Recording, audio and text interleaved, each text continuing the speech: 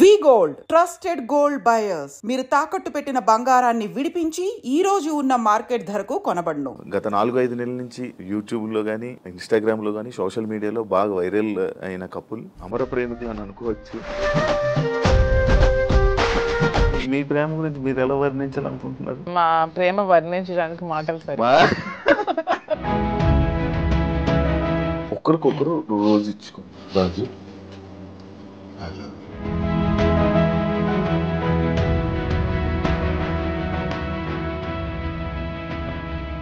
చెప్పాలనుకుంటున్నది ఏమన్నా? మన ఇద్దరి తాలూకా ఈ స్నేహం, ఈ ప్రేమ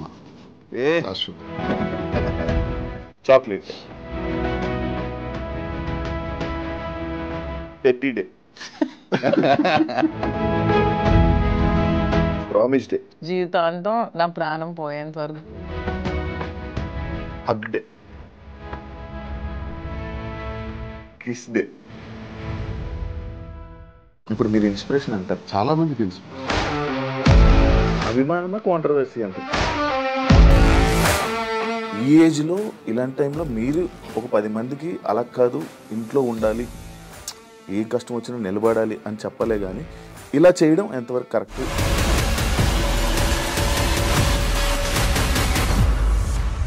20 ఏళ్లలో మా గొడవ అదే గొడవ. కానీ ఈ టైంలో కూడా ఇది ప్రజల్లోకి రావడం కరెక్ట్. 100 మెట్లు దిగే నేను ఆమెకు అంగీకరించాను.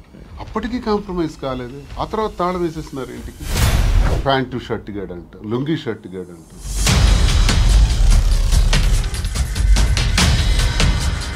మీ ఎక్స్ హస్బెండ్తో నేను ప్రాబ్లమ్స్ ఏం లేవా మీకు? ఫ్యామిలీకి ప్రిఫరెన్స్ కంటే తను ఎక్కువ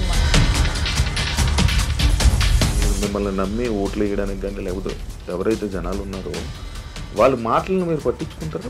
సొసైటీకి సార్ మీ బిజినెస్లు అన్నీ వదిలేసారా? అన్ని లాగేసుకున్నారు. 61 కోట్లు లాస్. కొన్ని వీడియోస్ మీ డ్యాన్స్ చేసి సంబంధించిన వీడియోస్ కొన్ని సోషల్ మీడియాలో వైరల్ అవడం జరుగుతుంది. అది మీరేనా? పిల్ల సైనిక్ గారు ఉంటారు కదా, బచ్చగాళ్ళు. ఆ బచ్చగాళ్ళు ఇక అమ్మాయిని బయటికి లాగాలి పెళ్లి చేసుకుని.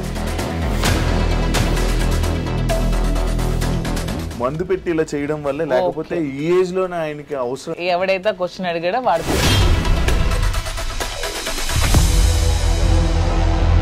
జాఫర్ గారికి ఇంటర్వ్యూ ఇచ్చిన టైంలో కూడా శ్రీనివాస్ గారిని ఎప్పుడు కూడా లంచాలు తీసుకోమని ఫోర్స్ చేస్తుంది, డబ్బు పిచ్చి. ఇతనికి నచ్చదు. అక్కడే మొదలయ్యేది వీళ్ళిద్దరికి గొడవ. దువ్వాడ శ్రీనివాస్ రాజకీయం అనే గ్రౌండ్ ఫీల్డ్ వదిలేడు. దయచేసి ఆ భ్రమల నుంచి బయటపడమని. ఎల్ అనే వర్డ్ ఏదైతే ఉందో, బూతు భార్య పిల్లల్ని అలా అందరి ముందు, మీడియా ముందు అలా అనడం కరెక్టా? నేను వెంటనే సో ఇది కూటమి ప్రభుత్వం, ఈ అచ్చెన్నాయుడు సపోర్ట్ కాదంటారా? 29 ఆగస్టు 23.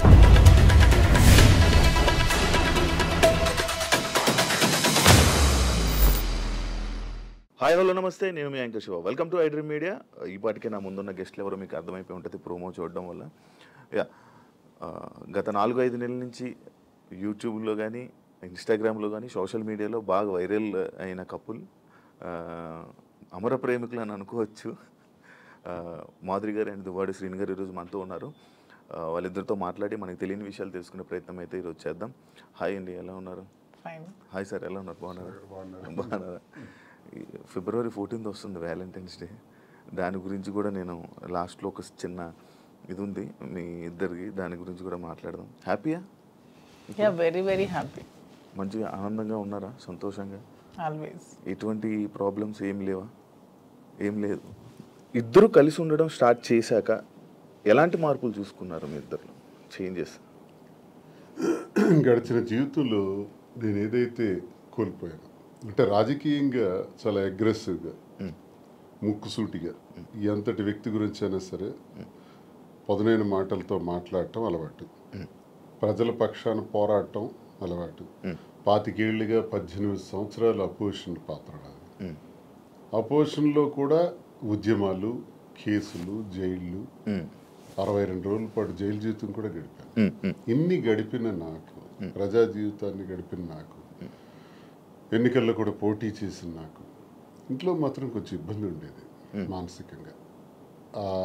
మానసిక ప్రశాంతత లేదు. ఈర్ష్య, అసూయ, ద్వేషాలు, ఆధిపత్య పోరు మధ్యలో నలిగిపోయేవాడిని.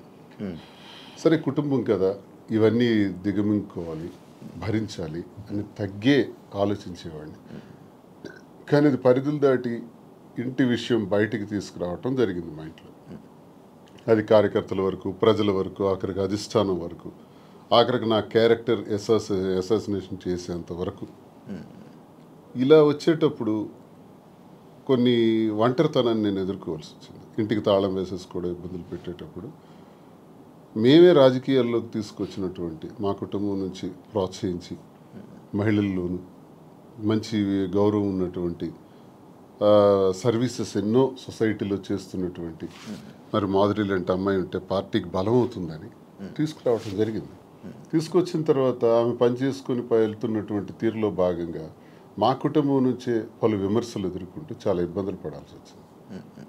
ఏ తప్పు లేనప్పటికీ, ఏ వ్యవహారం మా మధ్యలో లేనప్పటికీ కూడా మా ఇద్దరిని కలుపుతూ మా ఇంటి నుంచే దుష్ప్రచారం స్టార్ట్ అయింది. ఆ పరిస్థితుల్లో ఆమెకు కూడా చాలా ఇబ్బందులు వచ్చాయి. సంఘపరంగా కానీ, కుటుంబ పరంగా కానీ, కన్నవారి దగ్గర, అత్తవారి దగ్గర అందరూ ఇబ్బందులు వచ్చి తను చాలా ఇబ్బందులు ఎదుర్కోవాల్సి వచ్చింది. ఈ ఇబ్బందుల్లో మీ కూడా నన్ను విడిచిపెట్టేయకుండా నాకున్నటువంటి వ్యక్తిగతంగా నేను ఒంటరిగా అయిపోయి మా పలాసాలలో ఉన్నప్పుడు కూడా నా భోజన వ్యవహారాలు కానీ, రాజకీయ వ్యవహారాలు కానీ అన్నీ కూడా చూస్తూ నాకు భరోసానిచ్చింది, ధైర్యంగా ఉంది. ఆ టైంలో నేను కూడా మాధురికి ధైర్యంగా ఉండాలి, ఆమె కూడా ఒంటరి అయిపోయింది, మా వల్లే కదా పోయింది.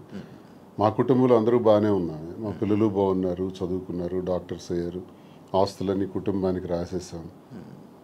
ఇలాంటప్పుడు ఈమె ఒంటరిగా ఇబ్బంది పడుతుంది అని నేను భరోసాగా ఉండటం, కలిసి ఉండటం. కలిసి ఉన్న విషయం రాజకీయాల్లో ఉన్నాం కాబట్టి రహస్యంగా ఉంచితే అది కుదిరే పని కాదు. రాజకీయాల్లో ఉండేటప్పుడు మన తాలూకు వ్యక్తిగత విషయాలను కూడా ప్రజలు గమనిస్తుంటారు. కానీ ఈ టైంలో కూడా ఇది ప్రజల్లోకి రావడం కరెక్ట్ విషయం కాదు కదా. అంటే మరి రహస్యంగా దాయటం వల్ల లాభం ఏంటి? అసలు మనకు జరిగినటువంటి విషయాన్ని ప్రజల ముందు చెప్పటం కరెక్ట్. నాకామె ఎవరో తెలియదు మాధురి అని నేను చెప్పొచ్చు, మా శ్రీనివాస్ ఎవరో నాకు తెలియదు అని మాధురి చెప్పొచ్చు. అందరు చేసే పని ఇదే. చాలా మందికి చాలా వ్యవహారాలు ఉంటాయి, బయట పెట్టుకోరు. కానీ మాదా పరిస్థితి కాదు.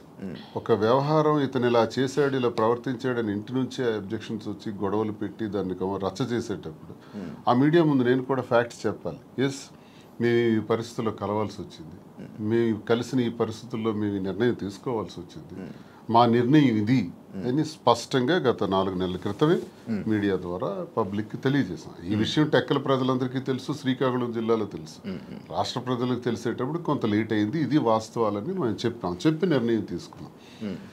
నిర్ణయం తీసుకునే దానిలో చాలా ఒడిదుడుకులు వస్తాయి. ఆ ఒడిదుడుకులను ఎదుర్కొంటాం ధైర్యంగా.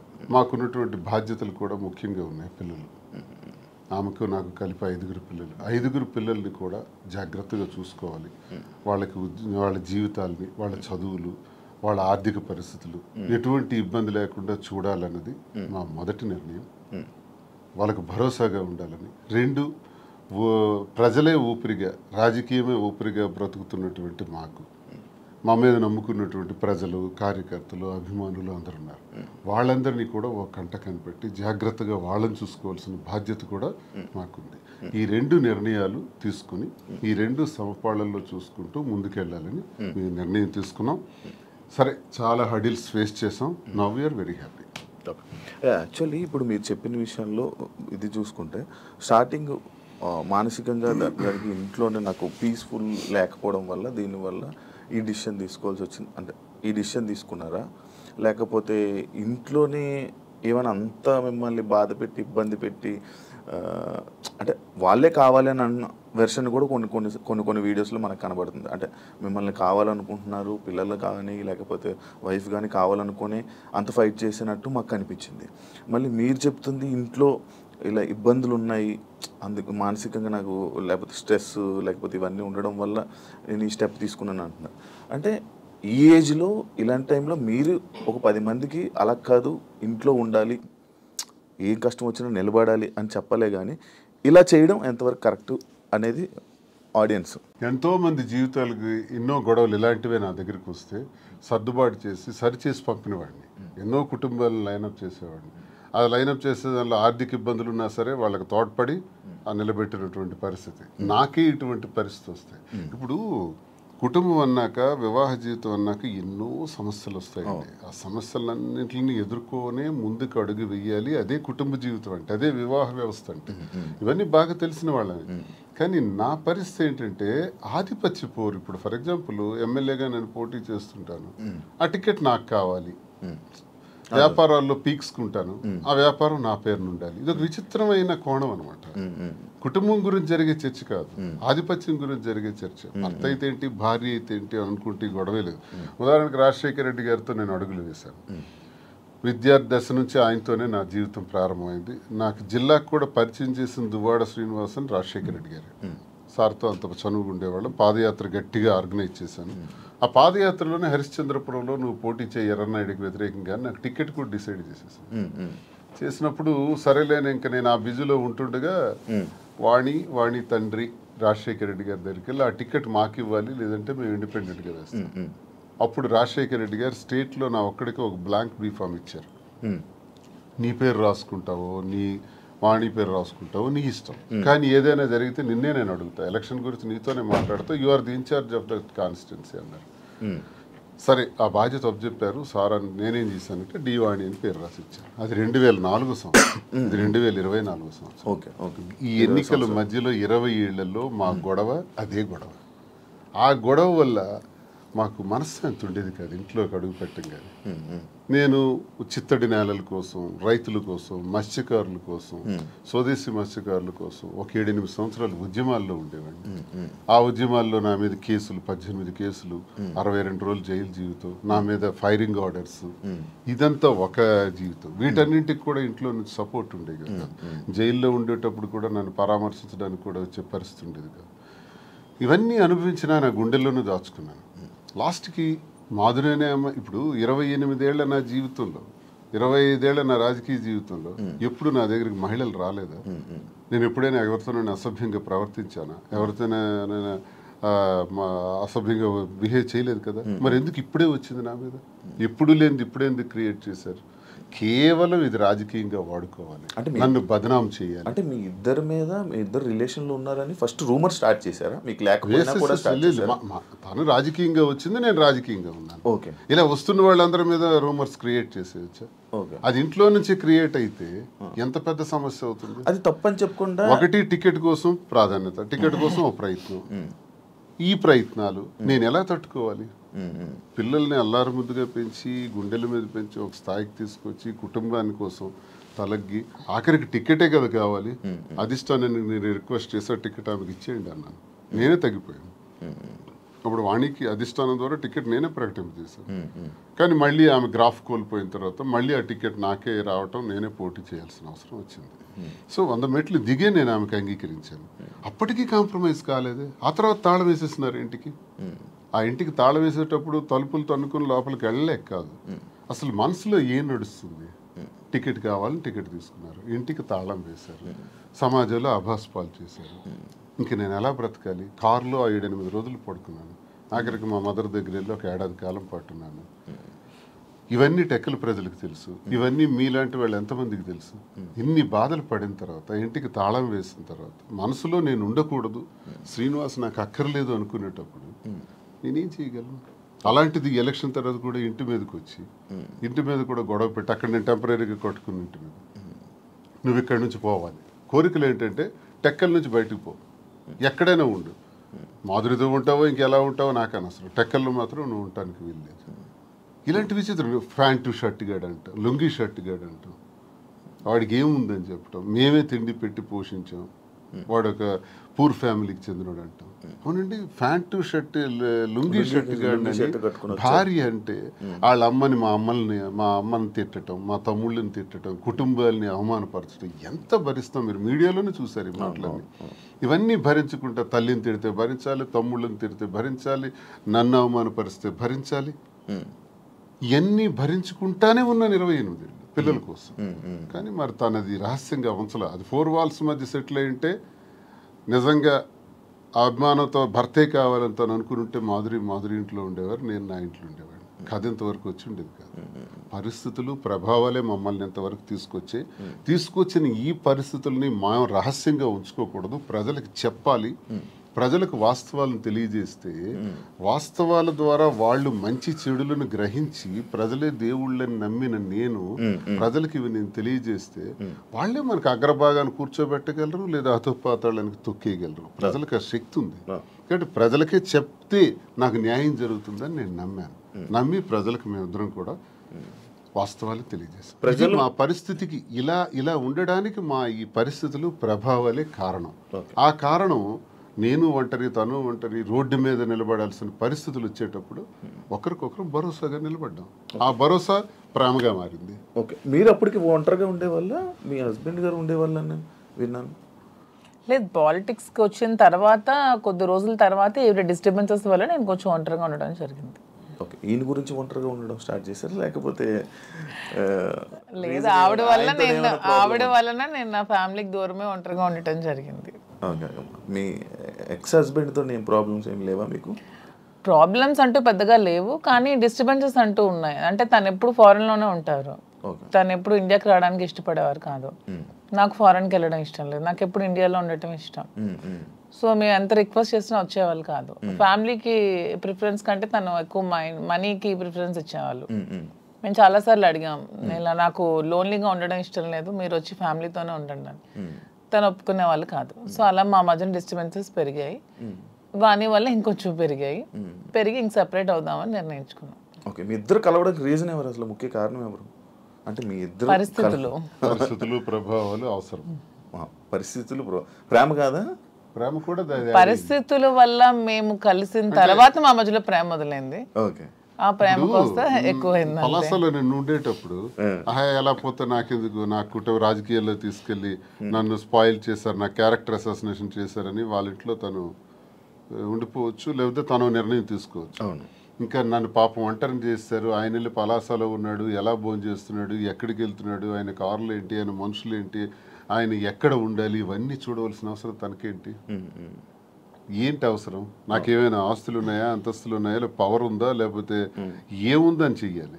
కానీ అక్కడ ఏంటంటే ఒక తోటి మనిషిగా అభిమానం చూపించింది తను. నేను ఇబ్బందుల్లో ఉండేటప్పుడు నా కోసం ఇంత బాధ్యత వహించినటువంటి అమ్మాయిగా, తను నష్టపోతూ నా కోసం నిలబడినటువంటి అమ్మాయిగా నాకు కూడా ఒక ఏ ప్రేమనైతే కోల్పోయినాను జీవితంలో, ఆ ప్రేమ నేను ఆమె దగ్గర పొందాను. సో ఇది నేను అనుకుంటాను గత జన్మ సుకృతం. ఏది కూడా ఊరికే రాదు, జన్మల అనుబంధం, అది కంటిన్యూషన్ వస్తుంది. గత జన్మలో అక్కడ తాగింది, ఇప్పుడు ఇక్కడతో కంటిన్యూ అవుతుంది. అని మీరు గత జన్మలో కూడా మనిషిగా వచ్చారంటారా? ఇప్పుడు రెండు ఉంటాయి సార్. కృష్ణ పరమాత్ముడు చెప్పినట్టు కర్మ సిద్ధాంతం ఒకటి ఉంటుంది. ABCD గత జన్మలో నేర్చుకున్నాం అనుకోండి, EFGHL ఎక్కడి నుంచి స్టార్ట్ చేస్తాం. అంటే ఈ నుంచి ఎలా స్టార్ట్ చేస్తామంటే ABCD గత జన్మలో నేర్చుకున్నటువంటి ఆ కంటిన్యూషన్ అనేది ఈ జన్మకు ఉంటుంది అన్నది ఖచ్చితంగా గత జన్మ సుకృతాలు, గత జన్మ వ్యవహారాలే ఈ జన్మ కొనసాగింపుగా ఉంటాయని కృష్ణ పరమాత్ముడు చెప్పింది, గీతలో కూడా చెప్పినటువంటిది. అది ఒకవైపు నమ్మితే అది నిజం. నేను కర్మ సిద్ధాంతం నమ్ముతాను కాబట్టి అది నిజం. లేదు సైంటిఫిక్గా వెళ్ళామనుకోండి, ఇట్స్ ఎ కెమికల్ రియాక్షన్, రసాయనిక చర్య. మనిషికి మధ్యన జరిగినటువంటి ఆలోచనలు, కలయికలు, ఆ పరిస్థితుల ప్రభావాలు బట్టి ఒక మనిషి మీద ఒక మనిషికి ఆకర్షణ, కోపము, వ్యతిరేకత, రకరకాల భావాలు ఎందుకు కలుగుతాయంటే రసాయనిక చర్యల వల్లే కలుగుతాయి. అలా అని కూడా అనుకోవచ్చు. సైన్స్ ఎప్పుడైనా కలగొచ్చు అంటారా? కలగచ్చు అంతే. ఏ మనిషి ఎప్పుడు ఎలా మారుతారో, ఎప్పుడు శత్రువులు అవుతారో, ఎప్పుడు మిత్రులు అవుతారో, ఎప్పుడు ఏ రకంగా మారుతాం అన్నది ఇదంతా మనిషికి మధ్యన ఉండేది కెమికల్ బ్యాలెన్సే. అది ఇంబ్యాలెన్స్ అయితే ఇంకో రకంగా మారుతాం, వైలెంట్ గా మారుతాం. సైన్స్ ప్రకారం. లేదు కర్మ సిద్ధాంతం ప్రకారం వెళ్తే గత జన్మ సుకృతం. ఏదనుకున్నా మాది కెమిస్ట్రీ పరంగా చూసుకుంటే, సైన్స్ ప్రకారం చూసుకుంటే రసాయనిక చర్య, లేదు కర్మ సిద్ధాంతం ప్రకారం చూసుకుంటే గత జన్మ సుకృతం. ఓకే, మాధురి గారు, మీరు ఇద్దరు కలిసి ఉండడం స్టార్ట్ చేశాక మీలో ఉన్న మార్పులు ఏం చూసారు మీ జర్నీ? అంటే ఏ ఒంటరితనంతో నేను బాధపడ్డాను, ఏ ప్రేమ తక్కువై నేను సఫర్ అయ్యాను. మీకు కూడా ప్రేమ తక్కువైంది ఇంట్లో? మరి ఇద్దరు వేరే వేరేగా, ఒకళ్ళు ఫారెన్ లో ఒకళ్ళు ఇండియాలో ఉంటే ప్రేమ తక్కువ ఉంటుంది. వైఫ్ అండ్ హస్బెండ్ అంటే దగ్గరగా ఉంటాయి కదా బాండ్ అనేది. అంటే లాంగ్ డిస్టెన్స్ లవ్ స్టోరీస్ అని ఇప్పుడు రీసెంట్ గా బాగా వైరల్. నాకు అలాంటివి నచ్చవు. కొంతమంది ఒక్కొక్క స్టోరీస్ నచ్చుతారు. మీకు లాంగ్ డిస్టెన్స్ స్టోరీస్ నచ్చవు. స్టోరీ లేదు. నాకు మాత్రం నా పక్కనే హస్బెండ్ ఉండాలనే ఫీలింగ్ తో ఉన్న అమ్మాయి నేనైతే మొదటి నుంచి ఉన్నాను. సో నాకు ఎరువైతే నేను శ్రీనివాస్ గారితో నా లైఫ్ స్టార్ట్ చేశానో నా జర్నీ, అప్పటి నుంచి నాకు హ్యాపీనెస్ కానీ మీరు అన్నట్టు నా ఒంటరితనం పోయి నాకు అంటూ ఒక తోడు దొరికింది. హ్యాపీగా ఉన్నాను. నన్ను వదిలే ఏ రోజు కూడా ఎక్కడికి ఇంతవరకు ఈ 4 yearsలో ఎప్పుడు ఎక్కడికి పోలేదు. ఎప్పుడు నాతోనే ఉంటారు. ఎక్కడికి వెళ్ళినా ఇద్దరం కలిసే ట్రావెల్ చేస్తాం. ఏ పనైనా ఇద్దరం కలిసే చేస్తాం. ఈవెన్ ఎలక్షన్ క్యాంపెయిన్ కానీ ఎక్కడికి వెళ్ళాలని అన్ని ఇద్దరం కలిసే చేస్తాం. నాకు చాలా హ్యాపీగా ఉంది. నేను కోరుకున్న జీవితం నాకు దొరికినట్టు అనిపిస్తుంది. మీ ఇద్దరి మధ్యన హ్యాపీగా ఉండొచ్చు, కానీ సొసైటీ కానీ లేకపోతే మిమ్మల్ని నమ్మి ఓట్లు వేయడానికి కానీ లేకపోతే ఎవరైతే జనాలు ఉన్నారో వాళ్ళ మాటలను మీరు పట్టించుకుంటారా? సొసైటీకి మా వల్ల వచ్చిన ఇబ్బంది ఏంటి నాకు అర్థం కాదు. అంటే మీరు ఏం చూపిద్దామని అనుకుంటున్నారు? ఏం చూపిద్దాం? ఒక హస్బెండ్ తో డిఫరెంట్ ఒక అమ్మాయి, ఒక వైఫ్ తో డిఫరెంట్ అబ్బాయి కలిసి ఇంకొక పెళ్లి చేసుకుంటున్నాం. దానికి ఇంకేం చూపించాలనుకుంటున్నారు ఎవరైనా? దీంట్లో ఏం చూపిద్దాం అని మీరు అనుకుంటున్నారు? ఎందుకు మీరందరికీ మీకు ఇది నెగిటివ్ కనిపిస్తుంది? నాకు నా హస్బెండ్ తో డిఫరెన్సెస్ ఉన్నాయి, ఇతనికి ఈమె వైఫ్ తో డిఫరెన్సెస్ ఉన్నాయి. సో మా ఇద్దరం కలిపి ఒకటే అయ్యాం. దానిలో తప్పే ఉంది. ఎంతమంది సెకండ్ మ్యారేజ్ చేసుకోవట్లేదు, 3-4 పెళ్లిళ్ళు చేసుకుంటున్నారు. మేము 2వ పెళ్లి చేసుకున్నాం. దీంట్లో ఎందుకు అంత చెప్పకుండా చేసుకుంటున్నారు? 3 పెళ్లిళ్ళు 4 పెళ్లిళ్ళు చేసుకుంటున్నారు. పెళ్లిలో ఒక ప్రెగ్నెంట్లు చేస్తున్నారు, పిల్లల్ని కనేస్తున్నారు, వదిలేస్తున్నారు, వీధిని పడేస్తున్నారు. మేము అవేమీ చేయలేదు. మేము మాకు డిఫరెన్సెస్ ఉన్నాయి, వీళ్ళకి డిఫరెన్స్ ఉన్నాయి. మా పబ్లిక్ చెప్పాం, మా ప్రజలకు చెప్పాం, మా ప్రజలకు చెప్పే మేము మొన్న ఎలక్షన్ చేసాం. ఎలక్షన్లో నేనే దగ్గరుండి చేశాను. వాళ్ళకి అన్ని నా గురించి తెలుసు. మా ఇద్దరిని దగ్గరుండి చేసాం. మా పిల్లల్ని చూసుకున్నాం. వీళ్ళ పిల్లలు పెళ్లి చేస్తారు, వీళ్ళ పిల్లలు సెటిల్మెంట్లు చదివించుకున్నాం. మేము గాలికి వదిలేదు కుటుంబాలకి. వీళ్ళ కుటుంబానికి ఆస్తి మొత్తం ఇచ్చేస్తున్నాడు, రోడ్డు మీదకి వచ్చారు. నేను నా తల్లిదండ్రుల ఆస్తితో నేను ఉన్నాను. నేను హస్బెండ్ నుంచి ఇంతవరకు నేను ₹1 కూడా నేను తీసుకోలేదు ఇంతవరకు. నేను నా పిల్లలకి కానీ నాకు కానీ నా పేరెంట్స్ నాకు ఏమైతే నాకు ఆస్తి నాకు వచ్చిందో ఆ యాన్సిస్ట్రల్ ప్రాపర్టీస్ మాత్రమే నేను నాకుతో పెట్టుకున్నాను. మీ ఎవరికి మేము ఏ బాధ పట్టుకున్నా ఎవరికి ఎందుకు మేమేం దీనివల్ల ఎవరై సఫర్ అయ్యేది ఏముంది? తిరిగి పైగా మా కార్యకర్తలు మా ప్రజలు మీరు వచ్చి మైక్ పెట్టండి చాలా చాలా హ్యాపీగా ఉన్నారు. ఎందుకంటే శ్రీనివాస్ గారి ఇంటికి వెళ్ళినప్పుడు ఏదైతే వాళ్ళకి లోటు ఉండేదో, అంటే వాణి సరిగ్గా చూసుకునేది కాదు, ఈవెన్ మంచినీళ్ళు కూడా ఇచ్చేది కాదు. హస్బెండ్కే చూడదు ఆమె, ప్రజలకి ఏం చూస్తుంది. ఇప్పుడు అదేమీ లేదు. నేను ప్రతి ఒక్క కార్యకర్తకి బాగా చూసుకుంటానని వాళ్ళకి నమ్మకం కలిగి నా దగ్గర రావడం స్టార్ట్ చేశారు. నాతో ట్రావెల్ చేస్తున్నారు, నన్ను అభిమానిస్తున్నారు, ఆదరిస్తున్నారు, నన్ను అమ్మలాగా చూసుకుంటున్నారు అందరూ కూడా. ఇప్పుడు 22లో ఈ గొడవ స్టార్ట్ అయింది. 24లో నేను ఎమ్మెల్యే పోటీ చేశాను. నా మీద పోటీ చేసి గెలిచినటువంటి అచ్చెన్నాయుడు రాష్ట్ర తెలుగుదేశం పార్టీ అధ్యక్షుడు ఎన్నికల ముందు ఏం చెప్పాడు? రాష్ట్రంలో హైయెస్ట్ మెజారిటీ నాదే, అబౌట్ 70,000 ఓట్స్ అన్నాడు. నిజానికి కూటమి ప్రభుత్వంలో ఎవడు నామినేషన్ వేసినా 40,000, 50,000, 60,000తో గెలిచారు. మా జిల్లాలోనే 4 ఎమ్మెల్యేలు కొత్తోళ్ళు, మొక్కం తెలియనోళ్ళు కూడా. ధర్మాన ప్రసాద్ లాంటి వ్యక్తి మీద కూడా 3 రోజుల ముందు వచ్చి నామినేషన్ వేసి 54,000 మెజార్టీతో గెలిచాడు. మరి అచ్చెన్నాయుడు ఎంతతో గెలవాలి? కనీసం 70తో గెలవాలి కదా. 30, నా 73,000 ఓట్లు. ఇవన్నీ తెలిసి ప్రజలు నాకెందుకు ఇంకా నైతికంగా బలంగానే ఉంచారు. నైతికంగా అచ్చెన్నాయుడు ఓడిపోయినట్టే. కిందోళ్ళందరికి ఒక్క 15 రోజుల ముందు వచ్చిన వాళ్ళందరికి కూడా 40,000, 50,000 మెజారిటీలు వచ్చి నీకేం 30,000? అంటే ప్రజలే 1,000 వ్యతిరేకించుంటే అచ్చెన్నాయుడికి 70,000 రావాలి కదా. ఇంత వేవ్లో కూడా అచ్చెన్నాయుడు అతి తక్కువ ఓట్ల తేడాతో గెలిచాడు కదా. సో నేను గతసారి ఎంపీకి పోయినా 3,100 తేడా నాది. వాళ్ళకి మాకు ఎప్పుడు వెరీ లెస్ మార్జిన్, 3,000, 3,500. సో వీడు ఇలాంటి వాడు సంఘ వ్యతిరేకమైన పని చేసాడు, కొట్టండి అనుకుంటే నాకు 20-30,000 ఓట్లకి తగ్గి కుదించేసి ఆయనకు 1,00,000 మెజారిటీ ఇవ్వచ్చు. జరగల ఇంత వేవ్లో కూడా. అదే మాకు ప్రజల్లో. అయినా పర్సనల్ లైఫ్ ని ప్రైవేట్ లైఫ్ కి ఏంటి సంబంధం అండి? ఇది మా ఫ్యామిలీస్ మధ్యలో ఉన్న డిస్టర్బెన్సెస్ తో మేము ఒకటే. పర్సనల్ లైఫ్ ప్రైవేట్ రహస్యంగా ఉంటూ అబద్ధాలు ఎవడైతే ఆడతాడో వాడు దొంగ. పర్సనల్ లైఫ్ ను ఓపెన్ గా తెరచిన పుస్తకంలో జనం ముందు చెప్పేస్తే దొంగలు ఎలా అవుతాము? వాస్తవం చెప్పిన వాళ్ళు అవుతాం. ప్రజలే గుర్తించారు, ప్రజలే గౌరవిస్తున్నారు. ఈ రోజు మాకున్న గౌరవం పెరిగింది సమాజంలో. ప్రతి ఒక్కళ్ళు ఎక్కడ చూసినా సార్ ఒక సెల్ఫీ అంటారు. కార్లను ఓవర్టేక్ చేసుకుని పరిగెట్టుగా స్పీడ్గా వచ్చి ఫోటో కావాలని అడుగుతున్నారు. డాక్టర్స్, ఇంజనీర్లు, పెద్ద పెద్ద ఎంప్లాయీస్, ఉన్నత స్థాయి వాళ్ళు, పోలీస్ ఆఫీసర్స్, పెద్ద పెద్దోళ్ళు కూడా. ఒక పెద్ద ఆఫీసర్ అయితే మొన్న చేయి తీసుకొని గుండె మీదలో పెట్టుకొని పెద్దగా ఊపిరి తీసాడు. ఏం సార్ ఏంటి అంత ఎమోషన్ అవుతున్నారు ఏంటంటే, మీరంటే నాకు ఇష్టం సార్. ఆయన ఏం అర్థం చేసుకున్నారు? పెద్ద ఆఫీసర్, ఇంకా చాలా మంది పేర్లు చెప్పకూడదు, వాళ్ళు ఏం అర్థం చేసుకున్నారు? ప్రతి ఒక్క జీవితంలో కూడా కథ ఉంది. ఆ కథ చాలా మంది చెప్పలేక భరిస్తున్నారు. మేము చెప్తాం. ఇప్పుడు మీరు ఇన్స్పిరేషన్ అంటారు, చాలా మందికి ఇన్స్పిరేషన్. ధైర్యంగా బతకండి. ఆవేశం ఎలా వస్తుంది, వాళ్ళ కళ్ళల్లో ఆర్ద్రత ఎలా వచ్చింది, ఆ సంతోషం ఎలా వచ్చింది. 1600 ఉన్నటువంటి యూట్యూబ్ మా ఫాలోవర్స్ ఈ రోజు లక్షలా దాటారు. 1,45,00,000 వ్యూవర్షిప్ ఎలా వచ్చింది? ఇదంతా ఎక్కడి నుంచి వచ్చింది? అభిమానంతో వస్తుంది. అభిమానమా కాంట్రవర్సీ అంటారు? కాంట్రవర్సీ ఎందుకు రావాలంతా? ఫాలో అప్ చేయాలి. న్యూస్ కదా, లేటెస్ట్ న్యూస్ కదా, లేటెస్ట్ రెండు ఉంటాయి. ప్రతి ఒక్కరికి రెండు ఉంటాయండి. ఎవరికైనా సరే రెండు కోణాలు ఉంటాయి. ఏ మనిషికైనా సరే విమర్శలు ఉంటాయి, పొగడ్తలు ఉంటాయి, రెండు ఉంటాయి. అవన్నీ బ్యాలెన్స్ చేసుకుని వెళ్తేనే జీవితం. రావణుడిని మెచ్చింది ప్రజలే, రాముడిని మెచ్చింది ప్రజలే. రెండు ప్రజలు. మీకు రావణుడు ఇష్టం ఉండొచ్చు, నాకు రావణాసుడు అంటే ఇష్టం. ఎవరి లైఫ్ స్టైల్ వాళ్ళది. నాకు రావణాసుడు హీరో, నేను హీరోగా చూస్తాను. సార్కి రాముడు అంటే హీరో. అది ఎవరి ఇష్టం వాళ్ళది. ఎలా చూస్తున్నారు? రాముడు అనుకుంటున్నారు, రావణాసుడు? నేను డిఎస్ఏ అనుకున్నాను. డిఎస్కి ఒక బ్రాండ్ ఉంది, దువ్వాడ శ్రీనివాస్ అంటే ఒక బ్రాండ్. ఎవరితో కంపేర్ చేయను. ఈ స్పెషల్ అంటే. సార్ మీ బిజినెస్ అన్ని వదిలేసారా? వదిలేదు, అన్ని లాగేసుకున్నారు. మేమేం బిజినెస్ వదిలేదు. మైన్స్ నాది 25 years నుంచి మైన్స్ కంపెనీ. ఎప్పుడు మైన్స్ ప్రపంచ స్థాయిలో కూడా ఐకాన్ బ్రౌన్ గ్రానైట్ ఓనర్ గా మంచి పేరు ప్రఖ్యాతులు సంపాదించాం. మైన్స్ లో బాగా పీక్స్ కి వెళ్ళాను. ఈ గవర్నమెంట్ ఉంటే ఒకలాగా, లేకపోతే రిజల్ట్ రోజు ఈవినింగ్ 4వ తారీఖు ఎన్నికల ఫలితాలు వచ్చాయంటే ఆ సాయంత్రం కల్లా నా మైన్ ఒక్కసారి కొట్టి పంపించేశారు. ఈ రోజు వరకు పర్మిట్స్ ఇవ్వట్లా.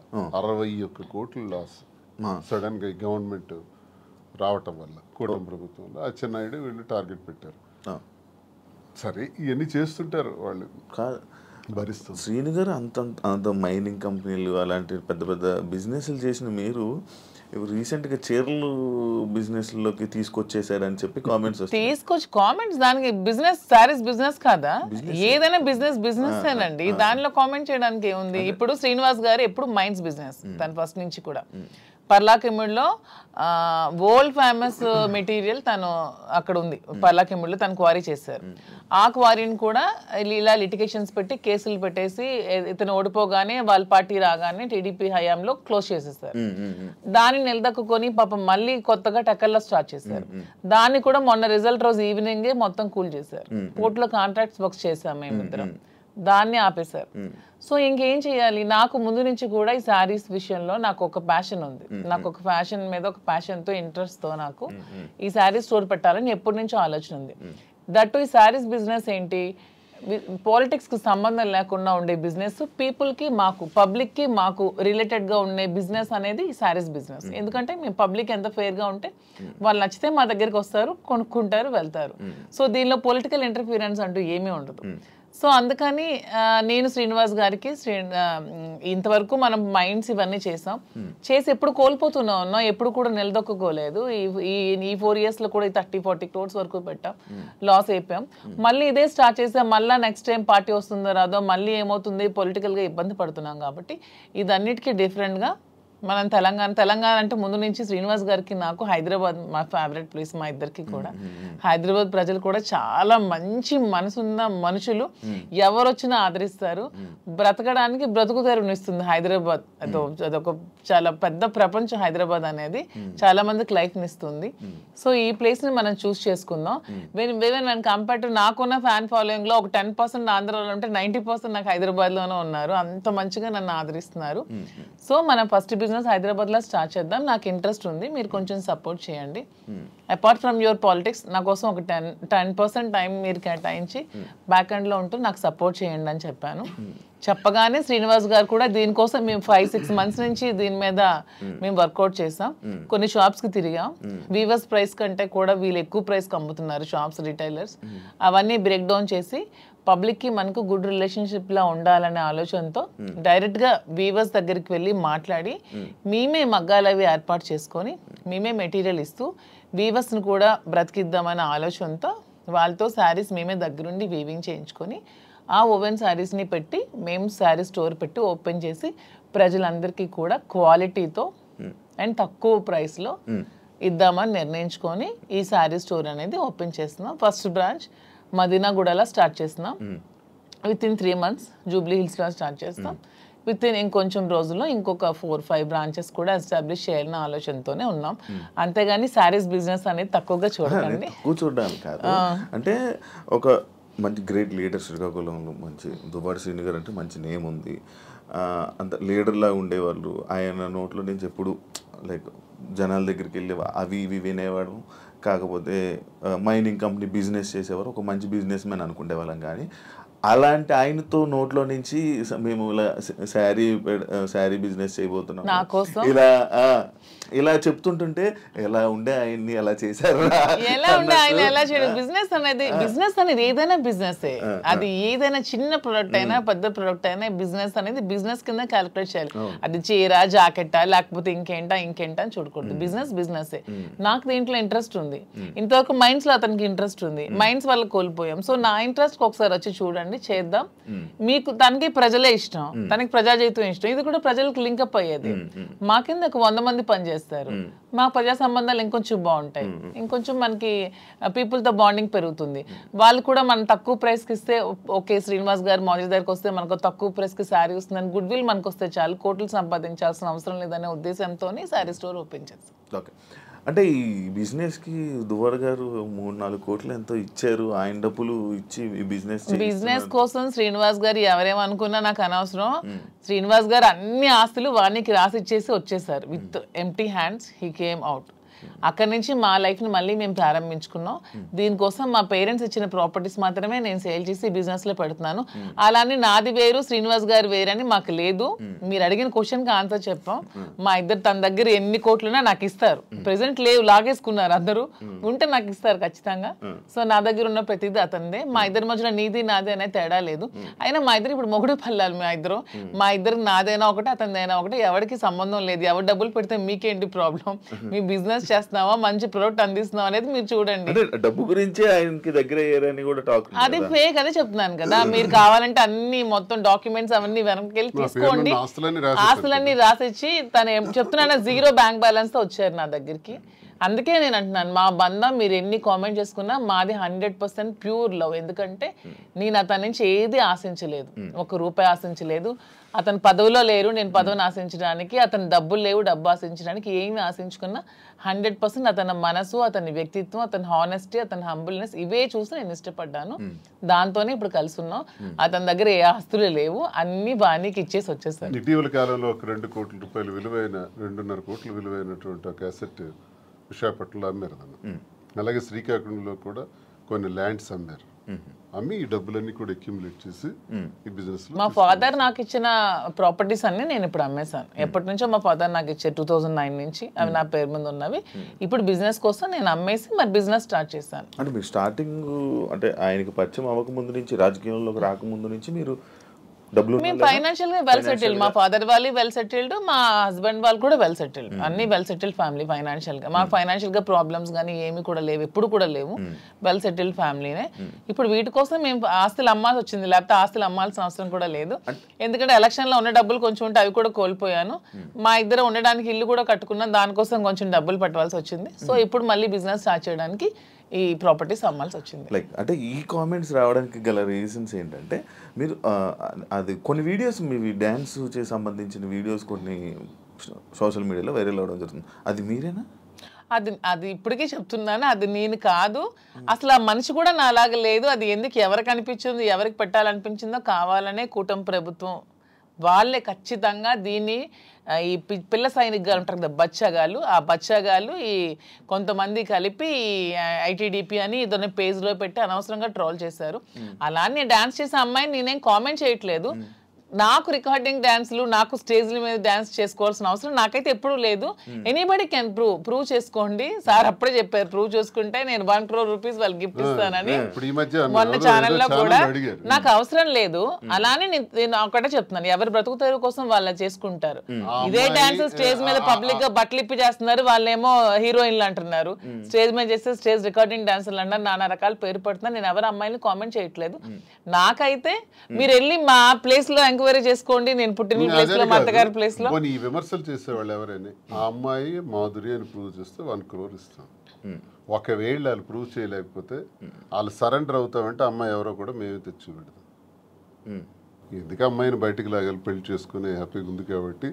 మాకు అమ్మాయి తెలుసు, అది ఏ రికార్డింగ్ డ్యాన్స్ ట్రూపో కూడా తెలుసు. కానీ అలాగ అమ్మాయినే మాధురి అని చూపించిన వాళ్ళకి నేను అంటున్నాను 1 crore మీకు బహుమానం కింద ఇస్తాను, దయచేసి అది ప్రూవ్ చేయండి అంటున్నాను.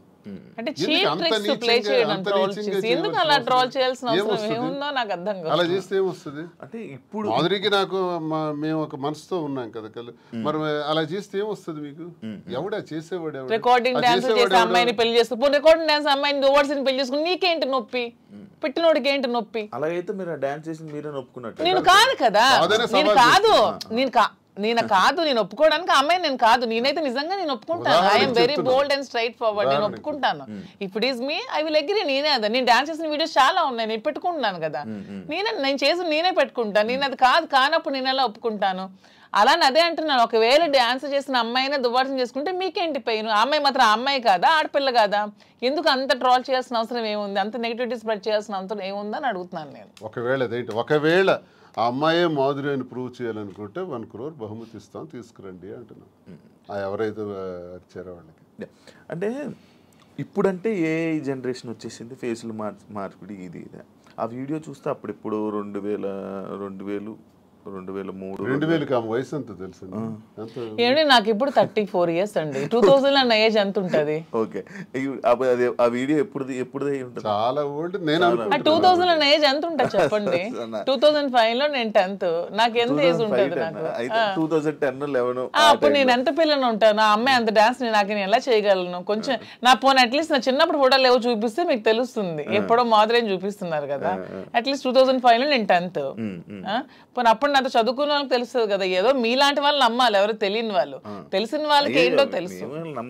చెప్తున్నా అంటే మీరు చూస్తే ఎలా అనిపిస్తుంది? అలాగే నాకు ఎక్కడ అనిపించట్లేదు, మా వాళ్ళకి ఎవరికి అనిపించట్లేదు. మీకు ఎలా అనిపిస్తుందేమో మరి, మాకైతే తెలియదు.